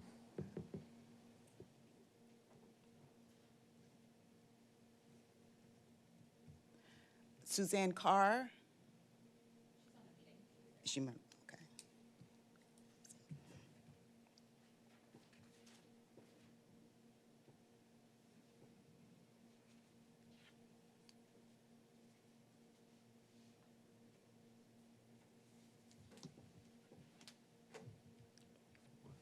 Mr. Chairman, I would advise, because we will have a majority approval, that we just go ahead and record the vote and approve the vote as stated. I believe there's 24 yeses, 4 abstentions, and 3 absences.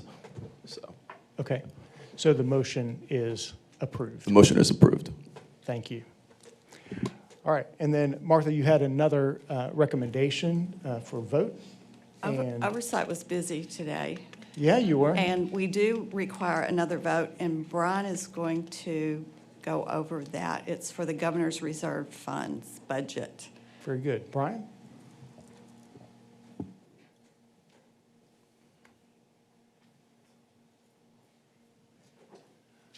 Okay, Brian Erdley, I'm the Director of Budgeting and Reporting. Hope you all are doing well. Today I'll be giving an abbreviated fiscal report, so if you were looking forward to the larger fiscal report, hate to disappoint.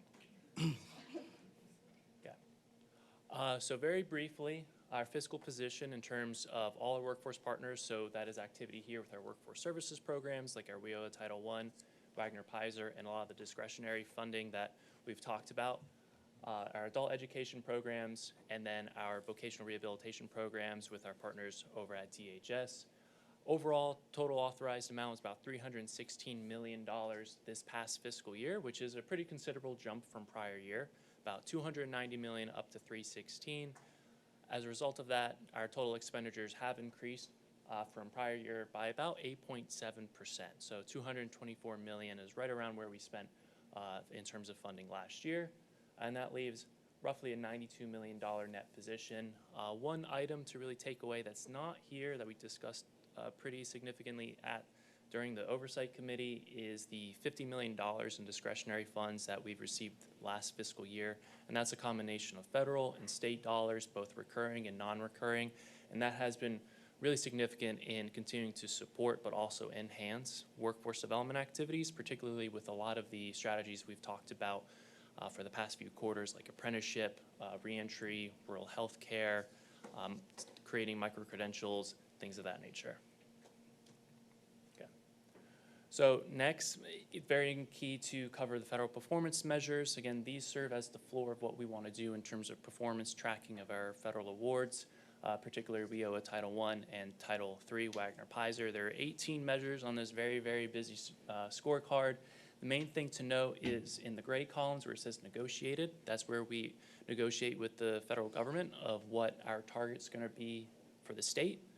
And then the next column, actual, is where we landed in terms of that target, and then what the percentage of that goal was.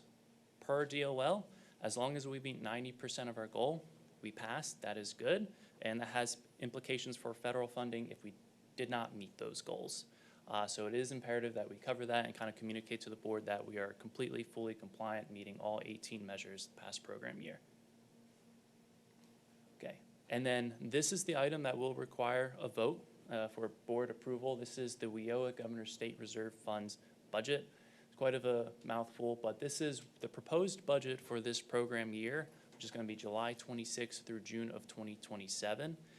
We have about $6.8 million in carryover dollars from the prior year with new revenue for our federal WIOA Title I program and Wagner-Peiser of $7.7 million. Take out the administration for staffing and oversight and, over operational costs here at Department of Labor. And that leaves roughly a programmatic budget of $12.3 million. So how we break that down, really this focuses and aligns with a lot of what we've been talking about.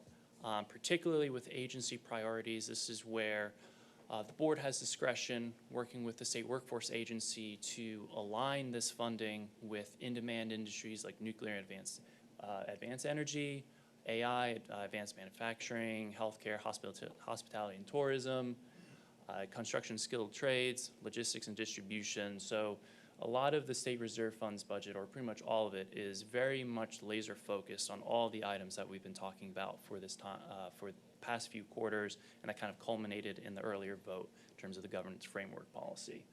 So that's what the agency priority is going to largely cover. It's about 60% of the overall budget.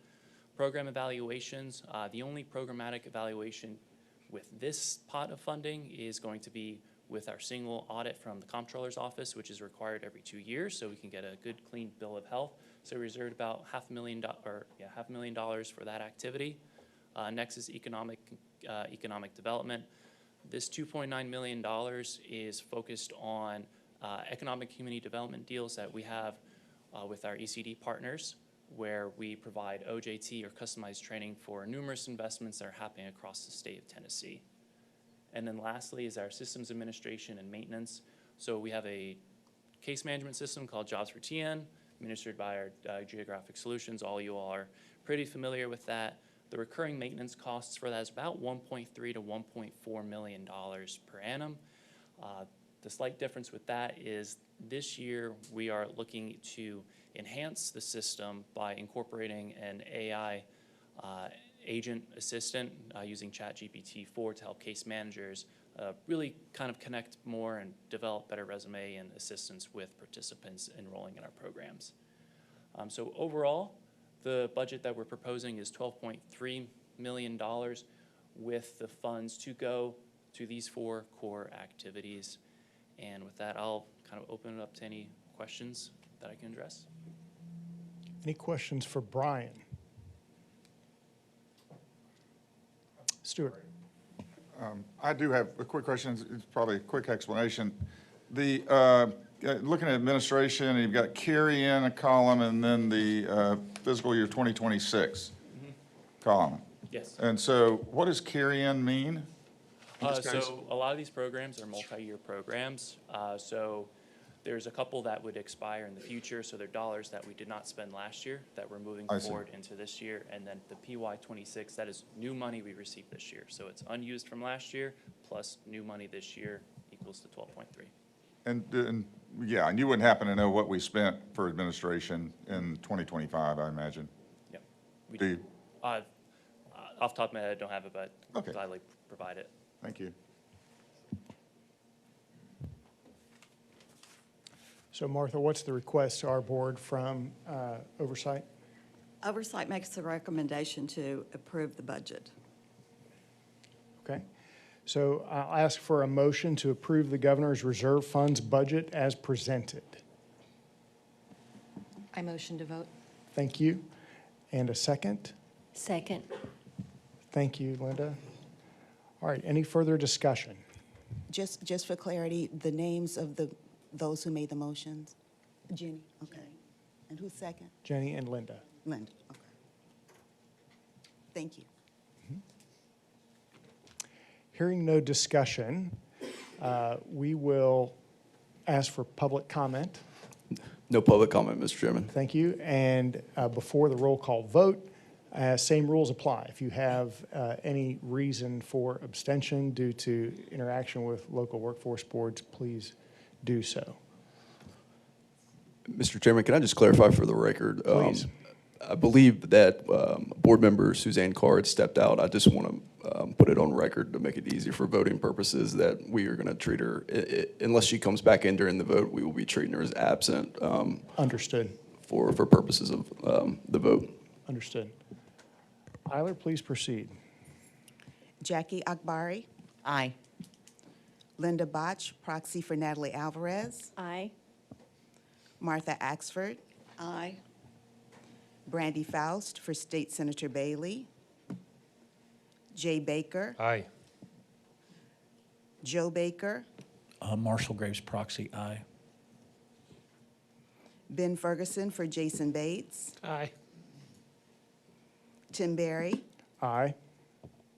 Linda Botch. Aye. Joey Barnett for State Representative Boyd. Aye. Josh Brown. Aye.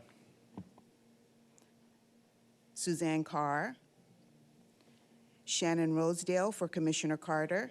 Aye. Billy Dykes. Aye. Ben Ferguson. Abstain. Max Goldberg. Marshall Graves. Aye. J. Paul Jackson. Aye. David Jordan. Aye. Andrew Hudson for Mayor Tim Kelly. Aye. Michael Hendricks. Aye. Sandra Long. Aye. Jeannie McCabe for Commissioner McWhorter. Aye. Kelly North. Aye.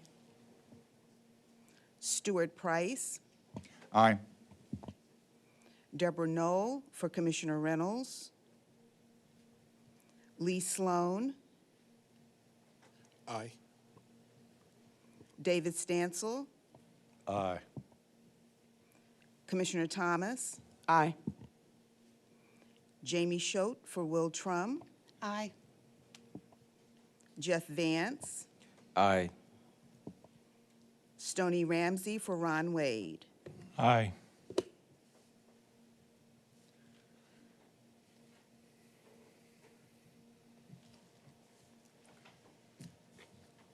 T- 27 approvals, 1 abstention, and 4 absences. Okay, the motion passes. Martha, anything else from oversight? Of course. Yeah. We have, No votes, though. wait, no votes. All right. Thank you for your votes. Thank you for your attention. But very quickly, we had 2 points of follow-up from our spring meeting. Northwest local area had, we had asked for some more data information, and that is on the SharePoint. So please go in and educate yourself and read their information. The other item we had was a follow-up from Greater Memphis, and we had a presentation from Melanie Freeman, and I'm going to do a Cliff Notes real quickly for her.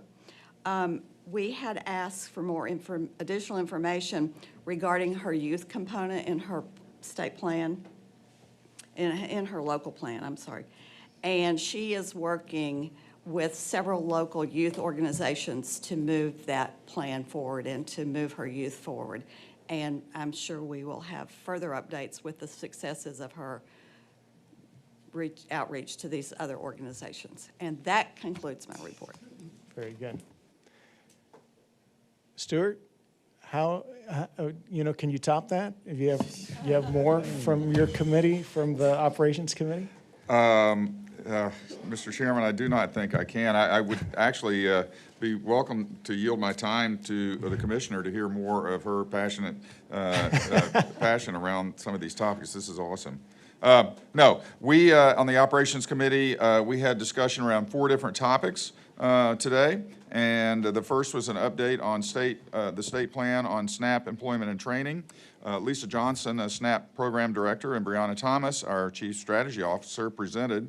The key takeaways were alignment with the State Workforce Development Board's strategic pillars. The SNAP employment and training state plan is a federally approved combined effort between the Tennessee Department of Labor and Workforce Development, the Department of Human Services, and statewide community partners.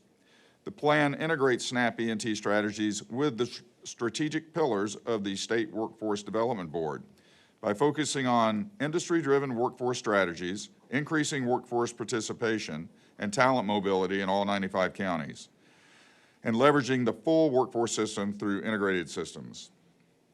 Another takeaway were the focus areas for program year 2027. The focus areas include promotion and expansion of online job search and work readiness training in all 95 counties, staff participation in the Benefit Cliff tool training, which you'll hear more about later in my presentation, and evaluating potential to increase the program's physical presence in the DHS offices, along with promoting services available to SNAP E&T participants once employment is gained.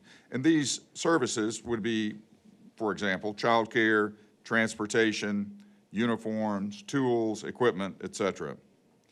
Also, as a result of HB1, there are updated federal work requirements for people receiving SNAP E&T benefits, or SNAP benefits. We received an update on these federal work requirements, and fundamentally, there are more expectations out of the benefit recipients in terms of work requirements. That might be some age changes to capture a broader population of benefit recipients. And so we received an update on that. Our second discussion was around the Benefits Cliff pilot and the statewide launch. Natalie McLemore of Northern Middle Tennessee Local Workforce Board and Jason Cecil, Assistant Commissioner, presented. The Operations Committee received an update on the Benefits Cliff pilot and information about the upcoming statewide launch. There was a pilot that was launched in Davidson County to test the tool out. It was very fruitful. It was introduced into the AJC and Northern Middle area in partnership with the Federal Reserve Bank of Atlanta, who was the author of the tool, and the Martha O'Brien Center, where AJC staff were trained on how to use the tool and tested on how the Benefits Cliff can inform career and training decisions. Just fundamentally, our benefits recipients are, everyone probably knows this, but they can be challenged in receiving a promotion at work that bumps them up to a spot where they will lose benefits because they're too successful. And turns out the loss of benefits may outweigh the promotion they just received. And so it presents a challenge for them. We now have a tool to sit down with them and help them understand precisely what the impact will be. And we also are, along with, like mentioned, the Martha O'Brien Center, we're training around that. We're also sitting down with these benefits recipients to counsel them on the value of their career progression, and that a short-term setback maybe and likely will be far outweighed by a long-term career advancement. And in fact, it's noted that Tennessee encourages people to take this perspective, whereas many other states do not. Our next discussion was around the apprenticeship ecosystem. Brandon Fink, State Apprenticeship Director, gave us this presentation. We reviewed the 26-27 apprenticeship strategy, which is focused on growing the program to 5,500 new participants annually through 2029, aligning with the U.S. Government of Labor's U.S. Department of Labor's America's Workforce Strategy. There's a goal of in 2029 nationally that we would have 1 million involved. Tennessee has set a goal of contributing 3% of that number. So our 5,500 annually is a path to do that. The core focus areas. The apprenticeship strategy is aligned with the state plan and represents a strategic shift in how Tennessee expands apprenticeship through three main pillars: leveraging intermediaries to scale program development, advancing public sector apprenticeships to create new pathways, and expanding work-based learning and apprenticeship programs to build a stronger talent pipeline. A key part of the shift is building out internal and external capacity, building the infrastructure to support growth, ambitions, and having an aligned ecosystem that can move the apprenticeship system forward. This ecosystem combines public sector intermediaries and work-based learning pipeline to include employers, industry, K through 12, post-secondary, workforce development, state agencies, and as I said before, intermediaries. They are meeting to align resources, define roles, reduce duplication, coordinate funding, share data, and measure outcomes. In our final presentation we received that's relevant to the Commissioner's opening comments, Jay Baker, Assistant Commissioner, presented us with the Workforce Pell application review, and the Commissioner commented about the short-term Pell grants and the challenges that are around that because of a significant hurdle to qualify. And so we received that firsthand in that Assistant Commissioner Baker presented us with 4 candidates who've applied. None of them met all 5 qualifications that are required. And so we, as a committee, entertained a motion and second and voted to accept the recommendation to deny the first 4 applicants. The department staff will be informing the applicants and providing guidance to the applicants to help them become eligible in the future. And the Operations Committee will include Workforce Pell application review as a regular part of our agenda each quarter going forward. And that concludes the activities of the Operations Committee. Thank you, Stuart. What questions do you have for Stuart or the Operations Committee? Very good, thank you. Marshall, tell us about innovation. Innovation met and we're witness to some things that we're doing innovatively across our state. First, we had J.W. Randolph, who is the Deputy Commissioner of Public Health Infrastructure. He presented on a health transformation program the federal government has funded. This year in Tennessee, it'll be around $206 million, and we expect over the course of the next 5 years, the total award of about $1 billion. The discussion highlighted the partnership between the agency and the co-design and to implement strategies to support rural initiatives for healthcare workforce needs. The agency's Rural Health Force Transformation Program will focus on rural healthcare workforce needs through paid internships, adult incentives, apprenticeships, short-term credential. There is a competitive grant. There's a very short timeline, apparently, for this competitive grant to be let. They expect to be making awards for these grants by late this year, maybe as early as late October. The catchphrase that he offered to us, which I thought was good, was to bring better health care closer to home. That sounded really nice.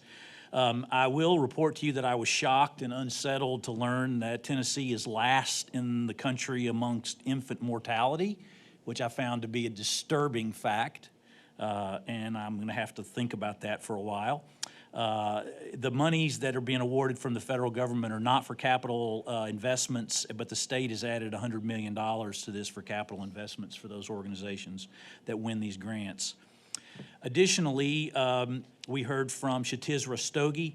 Mr. Rastogi is the Assistant Commissioner in the department. Shatiz talked to us about the enhanced wage records for unemployment insurance. It turns out there's just some gaps in the data that we have in the unemployment insurance to allow us to actually do the analysis that's interesting around impact of credentialing and education on people's work and around actually where people are working. And so there has been some guidance from the federal government to add some data to the unemployment insurance reporting, which includes job title, skill level, and hours worked, hourly wage. They have a phased rollout plan for 2027, which would include allowing employers to input the data, working with third-party administrators, and then education across the state so that people understand what they will report. And we've invited Mr. Rastogi to come back to the committee late next year to kind of give us an update on how that's proceeding. We also had Amanda Clefane. She's the Chief Strategy Officer for the Tennessee Higher Education Commission. The Tennessee Higher Education Commission has published a strategic higher education master plan. She provided us with a very brief but dense handout on this, and there is a larger document that's available, and I won't read a URL to you at the moment, but the highest leveled statement is every Tennessean can earn a credential that leads to lifelong success and a stronger Tennessee. So is the goal of the plan. Amanda provided an informational overview of the workforce-related priorities within the Tennessee Higher Education Master Plan. The plan focuses on strengthening alignment across education and workforce to improve access and affordability. There were three pillars in the plan. Tennessee has a higher education system that is aligned.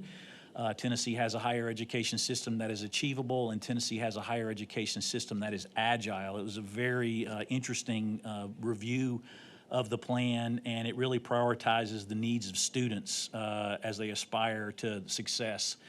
So that was what we did. It was a great meeting, and I appreciate your time. Very good. What questions do you have for Marshall or the innovation team?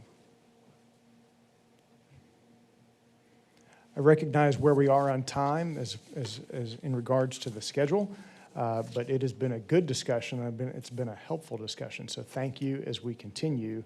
We're going to hear from Braden Stover on the nuclear and advanced energy update. I'm actually quite excited about this one. Brandon. Good afternoon to everyone. I was told I have an hour and a half, so I'll take every minute of that. No, I'll be quick. First of all, it's a pleasure to be here with you all. Commissioner Thomas and your team at the Department of Labor have been a huge partner to us as we have worked to recruit companies to the state of Tennessee in nuclear. I'm Braden Stover. I'm the Senior Advisor for Nuclear and Quantum Strategy at the department. I will save you guys from hearing about quantum today, but happy to come back in the future. Really to kind of highlight where we are, I'm sure you all have seen a lot of the announcements over the past few years around nuclear. A lot of that's been centered in Oak Ridge, but our goal is to really make nuclear a statewide effort and initiative and make sure that there's impact across the state, not just in East Tennessee. It's been centered in East Tennessee because, as you all well know, Oak Ridge is the birthplace of nuclear energy. That's a place that has a nuclear IQ that is second to none across the country.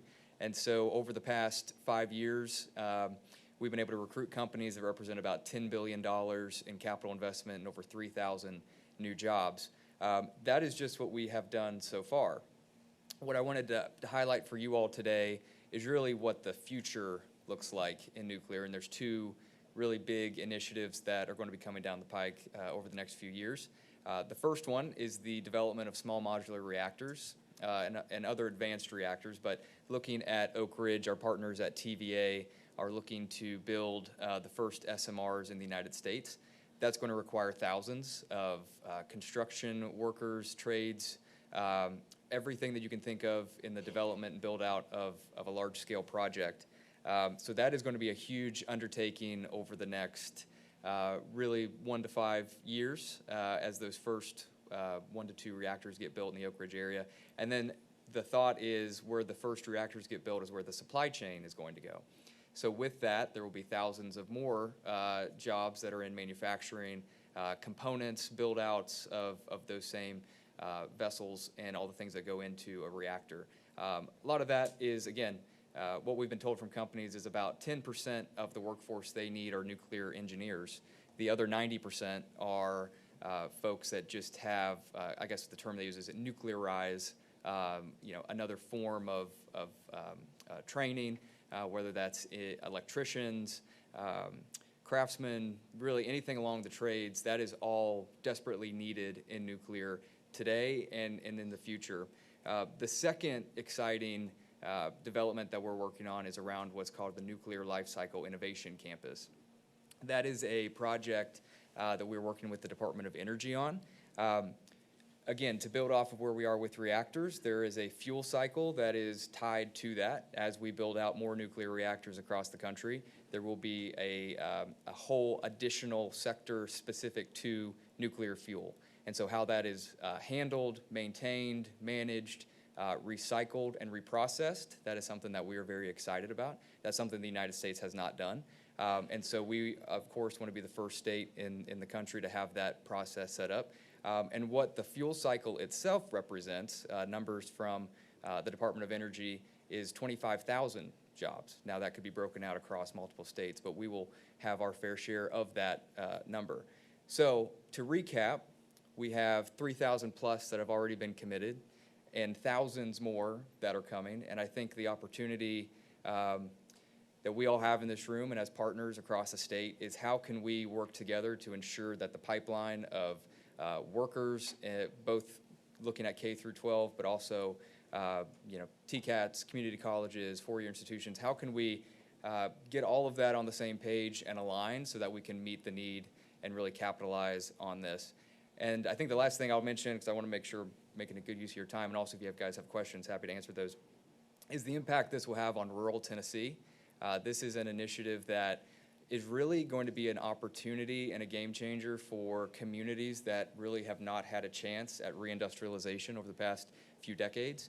And so we really think this is a great opportunity to put projects in those communities around manufacturing to really give opportunity to communities that just have not seen that.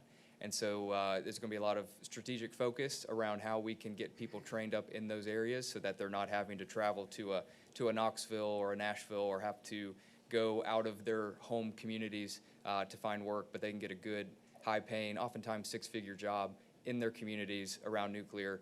And so the opportunity is great. The challenge is probably even greater as we work to meet that demand. But we really look forward to working with all of you, us at the department, on how to achieve that. And really, I think the way that we can do that is to make sure that the companies that we're recruiting to the state communicate on the front end with our educational institutions to make sure that what they need is in the pipeline and that demand is met and that we're not overproducing, underproducing, but that communication is key. And I think that's where our partnership with the TN Works model is going to be extremely important. So we're really, it's an exciting time. There's no other state better positioned than Tennessee to lead in nuclear. And so we are excited to take advantage of that opportunity. I think, especially if you're an elected official, there's two things that you see on Facebook when they go wrong. One is if it snows and the roads are covered and people ask, how are the roads? The second is when the power goes out. And so what we are trying to make sure of is that the United States and Tennessee has reliable, consistent, clean power for not just decades to come, but centuries to come. And so that's the opportunity before us. We're excited to work on it and happy to answer any questions. I love this. Thank you, Braden. Yes. What questions do you have? Yes, please. No question. Braden, first of all, thank you for being here. He's not going to share this, but I will. Braden literally has been all over the world talking about nuclear in Tennessee's posture, and I can't think of a better person to represent our state. But specifically for the board, the reason why we wanted to bring in the expert versus us trying to articulate it is because with TN Works now being asked to come in and help shepherd the workforce coordination strategy for nuclear, this board is going to be hearing about nuclear a lot. And so this is the time to really look at policies and coordination strategies that this board would like to see. We have partnered with a vendor that's going to come alongside us to help streamline all of our workforce assets so that we have something that's demonstrative for all of the companies that need a workforce now and in the future. But this board will be responsible for shepherding that. So we want you to just know this is not just a presentation without an ask on the other side, but we'll start sharing more and more information with you as that work kicks off. But this board will be critical in determining the lanes that everyone sort of needs to play in and how we have a statewide strategy, and I would dare say a regional strategy for the Southeast and the country on our response for the nuclear workforce. So just want you to know that this is sort of the beginning, but there's a lot more work on the backside. And lastly, going back to Brian's presentation on the governor's reserve funds, and Michael probably knows this well, there was a request, mandate, whatever you want to call it, that they really wanted each state to segment their reserve funds just for nuclear. That's how serious they are at the federal level. So I really appreciate this board approving a budget that sets aside dollars that can really drill down onto these critical sectors. But we will have to provide a response on how those dollars will be used as Braden and the rest of the ECD team goes out and recruits more companies that we can keep up with, because they will need to have that in their back pocket as they're traveling across the country and the world to talk about the workforce strategy. So Braden, again, I just wanted to make sure the board knew why this was critical at this particular time. Thank you. Thank you. Yeah, and I mean, it puts good butterflies in my stomach to know that we've got to, when you start listing all those, the number of jobs that are being created in highly skilled. So we've got a lot of work to do for training, for education, to create awareness and create excitement for the students who are in, elementary, high school, junior high, college, CTE, all the stuff, that they have opportunity galore. And so just attracting not only Tennessee residents, but other people to come to our state and learn about that and do it. Absolutely. Yeah. I'm not going to hold this up because nobody wants to leave. Just a quick question. Sure. I know you said only 10% need to be like nuclear engineers and so on and so on. What can you give me maybe the top 3 other trades that are going to be needed, and maybe even a timeline of that? Is that in Sure. the first year, first 5 years?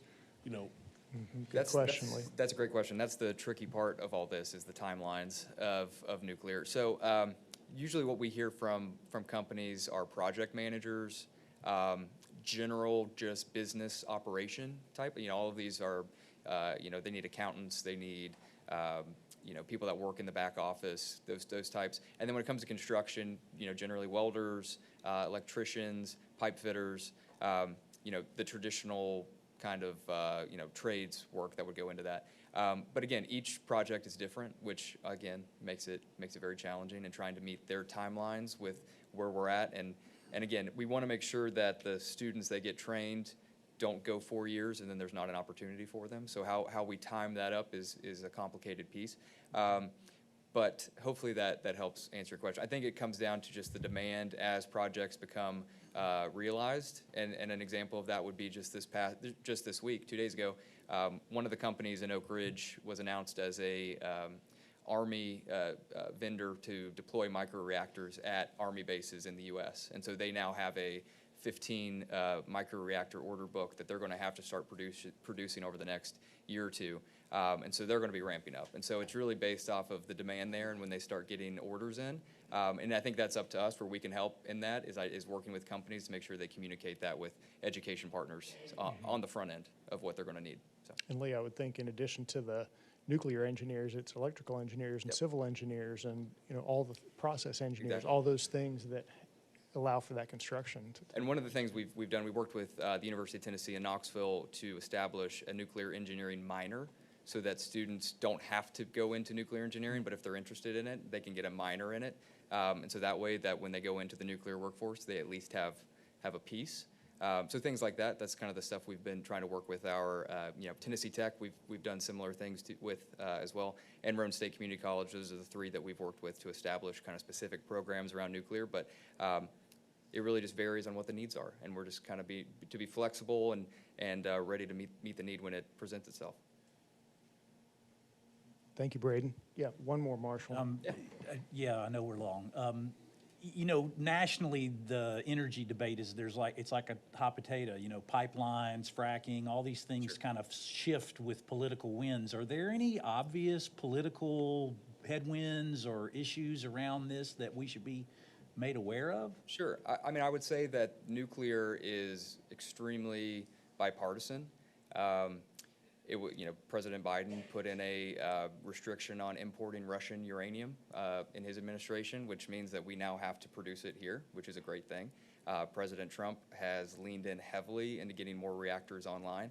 I think there will be some that have concerns from an environmental standpoint. I think that's up to us to get rid of the misconceptions. There is a ton of misconceptions around nuclear. It is a safe, reliable, clean form of energy. It is just like any other form of energy. There are waste streams that have to be managed.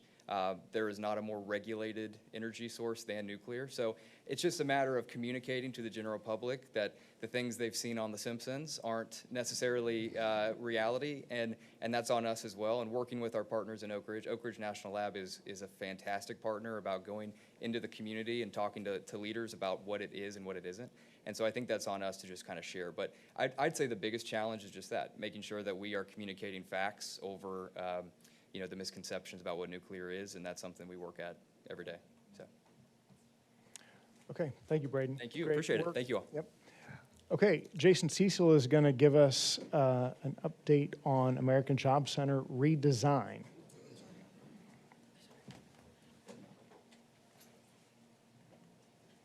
All right, good afternoon, everybody. Excuse me. I realize we're running over here, so I will try to be as quick as possible. I do want to invite you, if you do have questions as I go through this, please chime in. I'll also stay around after if we don't have time to get to everything. I'm happy to talk with anybody about this if you do have questions. So as we jump into the AJC redesign, I think it's important to note that this is not a standalone facilities-based project. It's part of a broader workforce system strategy. With the waiver package that we requested to USDOL in April, that provides flexibility to modernize service delivery and improve access. And then the governance framework tied to the policy that was voted on this morning, that establishes a clear statewide operating structure and will bring consistency to our service delivery across the state. And really the AJC redesign is the customer-facing delivery model at the end. So why the AJC must change? And I do really believe that it must change. If we don't make significant changes to the way that we operate, we're going to become obsolete. And really, the AJC was designed for a different era. I mean, if you think about the structure and the primarily source of service is to actually, get in your car, drive to an American Job Center and get service. And we all know that that's not typically how people want to access services or goods today. So you think about a structure that is that dependent on foot traffic, and then you watch the foot traffic decline over time, and then you watch infrastructure costs increase along with that declining foot traffic, and what does that equal? It's costing us more to serve fewer people. And actually, it's costing us over $3,000 to serve each individual participant that we serve. So we've got to make changes to bring those costs down. Several of these things I think you've probably heard about through some other presentations and conversations, but I'll call out a few of them. One, we need to be better aligned with employers, right, and the needs of business and industry. Gone are the days of somebody coming in and receiving a training and us not really necessarily focused on what the outcome of that training is. We have to be in line with the business and industry, understand their needs for employees, and push people into those trainings so that we can provide a qualified candidate to those individuals or to those employers. And then outcomes not sufficiently prioritized. I think that was touched on a couple of times earlier today. And really WIOA, that's really the key driver of that is WIOA, right? And the guidelines and the restrictions around that program. It's easy for staff to kind of get in the mold of checking a box, right? I got to make sure I check all these boxes rather than providing a good quality service to the individual who's in front of them. So we've got to make that change. What specifically is changing? Well, service delivery for one. As I mentioned, we're so dependent on foot traffic right now. We have to move away from that. We have to take our services out into the community where people are, and we have to improve our virtual and digital access as well so that we can make sure we serve the people really in any format that they want to be served in. The state staffing structure, so that's state employees that work within the American Job Center, we're moving to more of a regional-based staffing model. So let's say we've got an AJC staff member that works in the center in Nashville. He could be in that center Monday and Tuesday, and then he could be in Murfreesboro on Wednesday or Gallatin on Thursday, or at an outreach event in Lebanon on Friday. You know, what we really can't continue to do is sit in the center and wait for traffic to come to us. There's so many people out there in the communities that don't know about the services that we offer and could really benefit from them if they were aware of them. A JobsForTN.gov refresh, we're working with the JobsForTN.gov vendor currently. Brian mentioned in his presentation some AI that we're looking at that would provide really some increased usability for individuals with like AI resumes and things like that, some enhanced job search features, but it would also make our employees more efficient. So we're really looking at that system as a whole to see if there's any modules, any functionality, anything at all that we're not using or not using to its full potential that we can implement. So that's an ongoing process. Moving to more of a career coaching, individualized plans. You know, again, trying to move away from the cookie cutter, everybody gets the same service. Let's make sure we check all the WIOA box to really focusing on the individual and providing the best service that we can. We talked about the benefits cliff tool earlier. That will be incorporated statewide. We're also implementing kind of a continuing education training program for our staff to make sure that they're not just up to speed on WIOA and the things that the department offers, but really the workforce system as a whole throughout the state. Then the AJC structure itself is changing. We're moving to a 3-tiered statewide network. So Tier 1 are going to be your regional hubs, and these hubs are really going to be focused on business and industry, creating those pipelines for in-demand sectors in those regions, cultivating those relationships with employers in their area, and then they're going to be coordinating, you know, a statewide kind of plan of attack, a regional-wide plan of attack to feed those business and industries in those areas.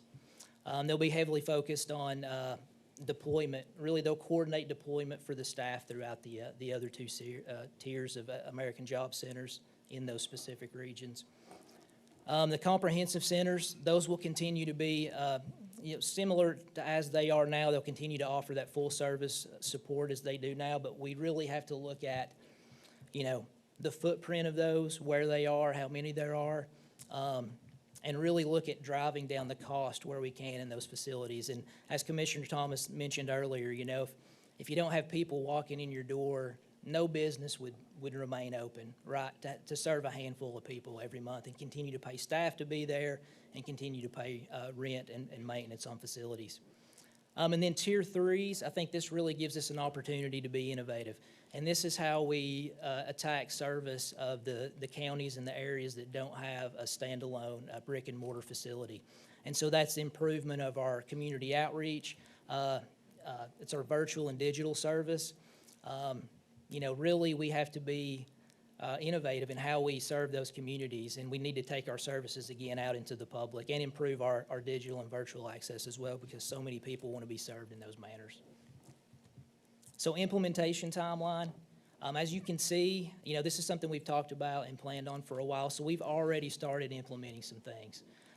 So really focused on service delivery and the improvement of our digital and virtual service delivery. I mean, these are things that we felt like we could go ahead and attack earlier, and so we've already implemented some things.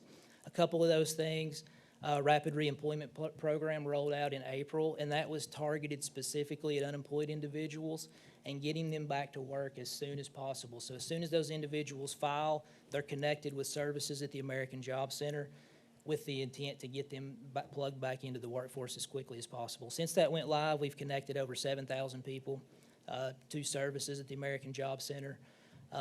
We're also working on improving our digital access, and really it's making sure that all of our digital tools are coordinated and aligned. So you've got JobsForTN.gov, which is really the case management labor exchange platform that we use. We've got the TN.gov website, which is the department's internal site. And then you've got some other tools like Zendesk and things like that that we use internally to help drive traffic. So with just a few tweaks to TN.gov and to the banner on JobsForTN.gov, we really wanted to clean those up, make it easier for job seekers when they land on that page to connect directly to staff with just a couple of clicks. So since we have made some really simple changes to those two platforms, we've seen an increase of about 200 requests for appointment tickets a month to over 800 for the month of August. In fact, we got so many, we had to turn one of those features off because the staff couldn't keep up. So really, it's just about, streamlining and connecting all of our tools and making it easy for people to use, and they'll use it if we do that. We've gone through the staffing restructure currently, so just in the month of August so far, we've done, a retraining of existing staff and a training of new staff to move more toward that career coaching model. There will be applications and policies surrounding the governance policy that was passed today coming out next week. And then with those Tier 1 AJC applications, we hope to start getting those back in. We'll work with those regional boards once they're stood up to determine where those workforce hubs should be. And hopefully we'll start rolling out some of those hubs for use in early next year and into the summer. So where will our AJCs be? I think this is something that we really have to look at the data and work with our regional partners once those boards are in place and determine what the best footprint for the area is. Where would be the best locations for the hubs? Where are we going to supplement that with the Tier 2 comprehensive centers? And then really how do we expand our reach to cover the whole state with a limited number of brick and mortar facilities? And then how will we measure success? So we wanted to kind of move away from the traditional WIOA, how it measures success, right? And focus on some other things to determine whether the moves that we're making are the right ones. And so one of those is going to be our rural service penetration rate, right? So we want to make sure that when we make these changes that the rural counties don't suffer. We want to improve our service to those counties. So we'll be measuring that. Customer satisfaction across all channels. Again, if we want to improve access and expand the way we interact with customers, we want to make sure that no matter how they interact with us, that they're getting a good quality customer service, whether it's digital, phone, in person, or out in the community where they are. And then I think this is one of the most key is time to placement. From the day that someone interacts with our services, how long until they're back to work? We really need to measure everything that we're doing to ensure that it's providing value. And not value based on a federal metric that's been in place for 50 years, but real world, if somebody interacts with us, how quickly are we making an impact on them? And then we want to make sure that our mobile and outreach utilization is sufficient and successful. So we'll be looking at that. And that gives us a real opportunity, too, that if it's not, we can adjust quickly our strategy there because you're not tied to that brick and mortar facility. And then again, I mentioned cost per participant earlier. I think it's critical that we drive down that so that we're able to serve more. And what I'll leave you with is just that this is just the beginning. I think really what we have to change is the mindset of our system, the American Job Center system, and that we have to be in a posture of consistent evaluation and improvement.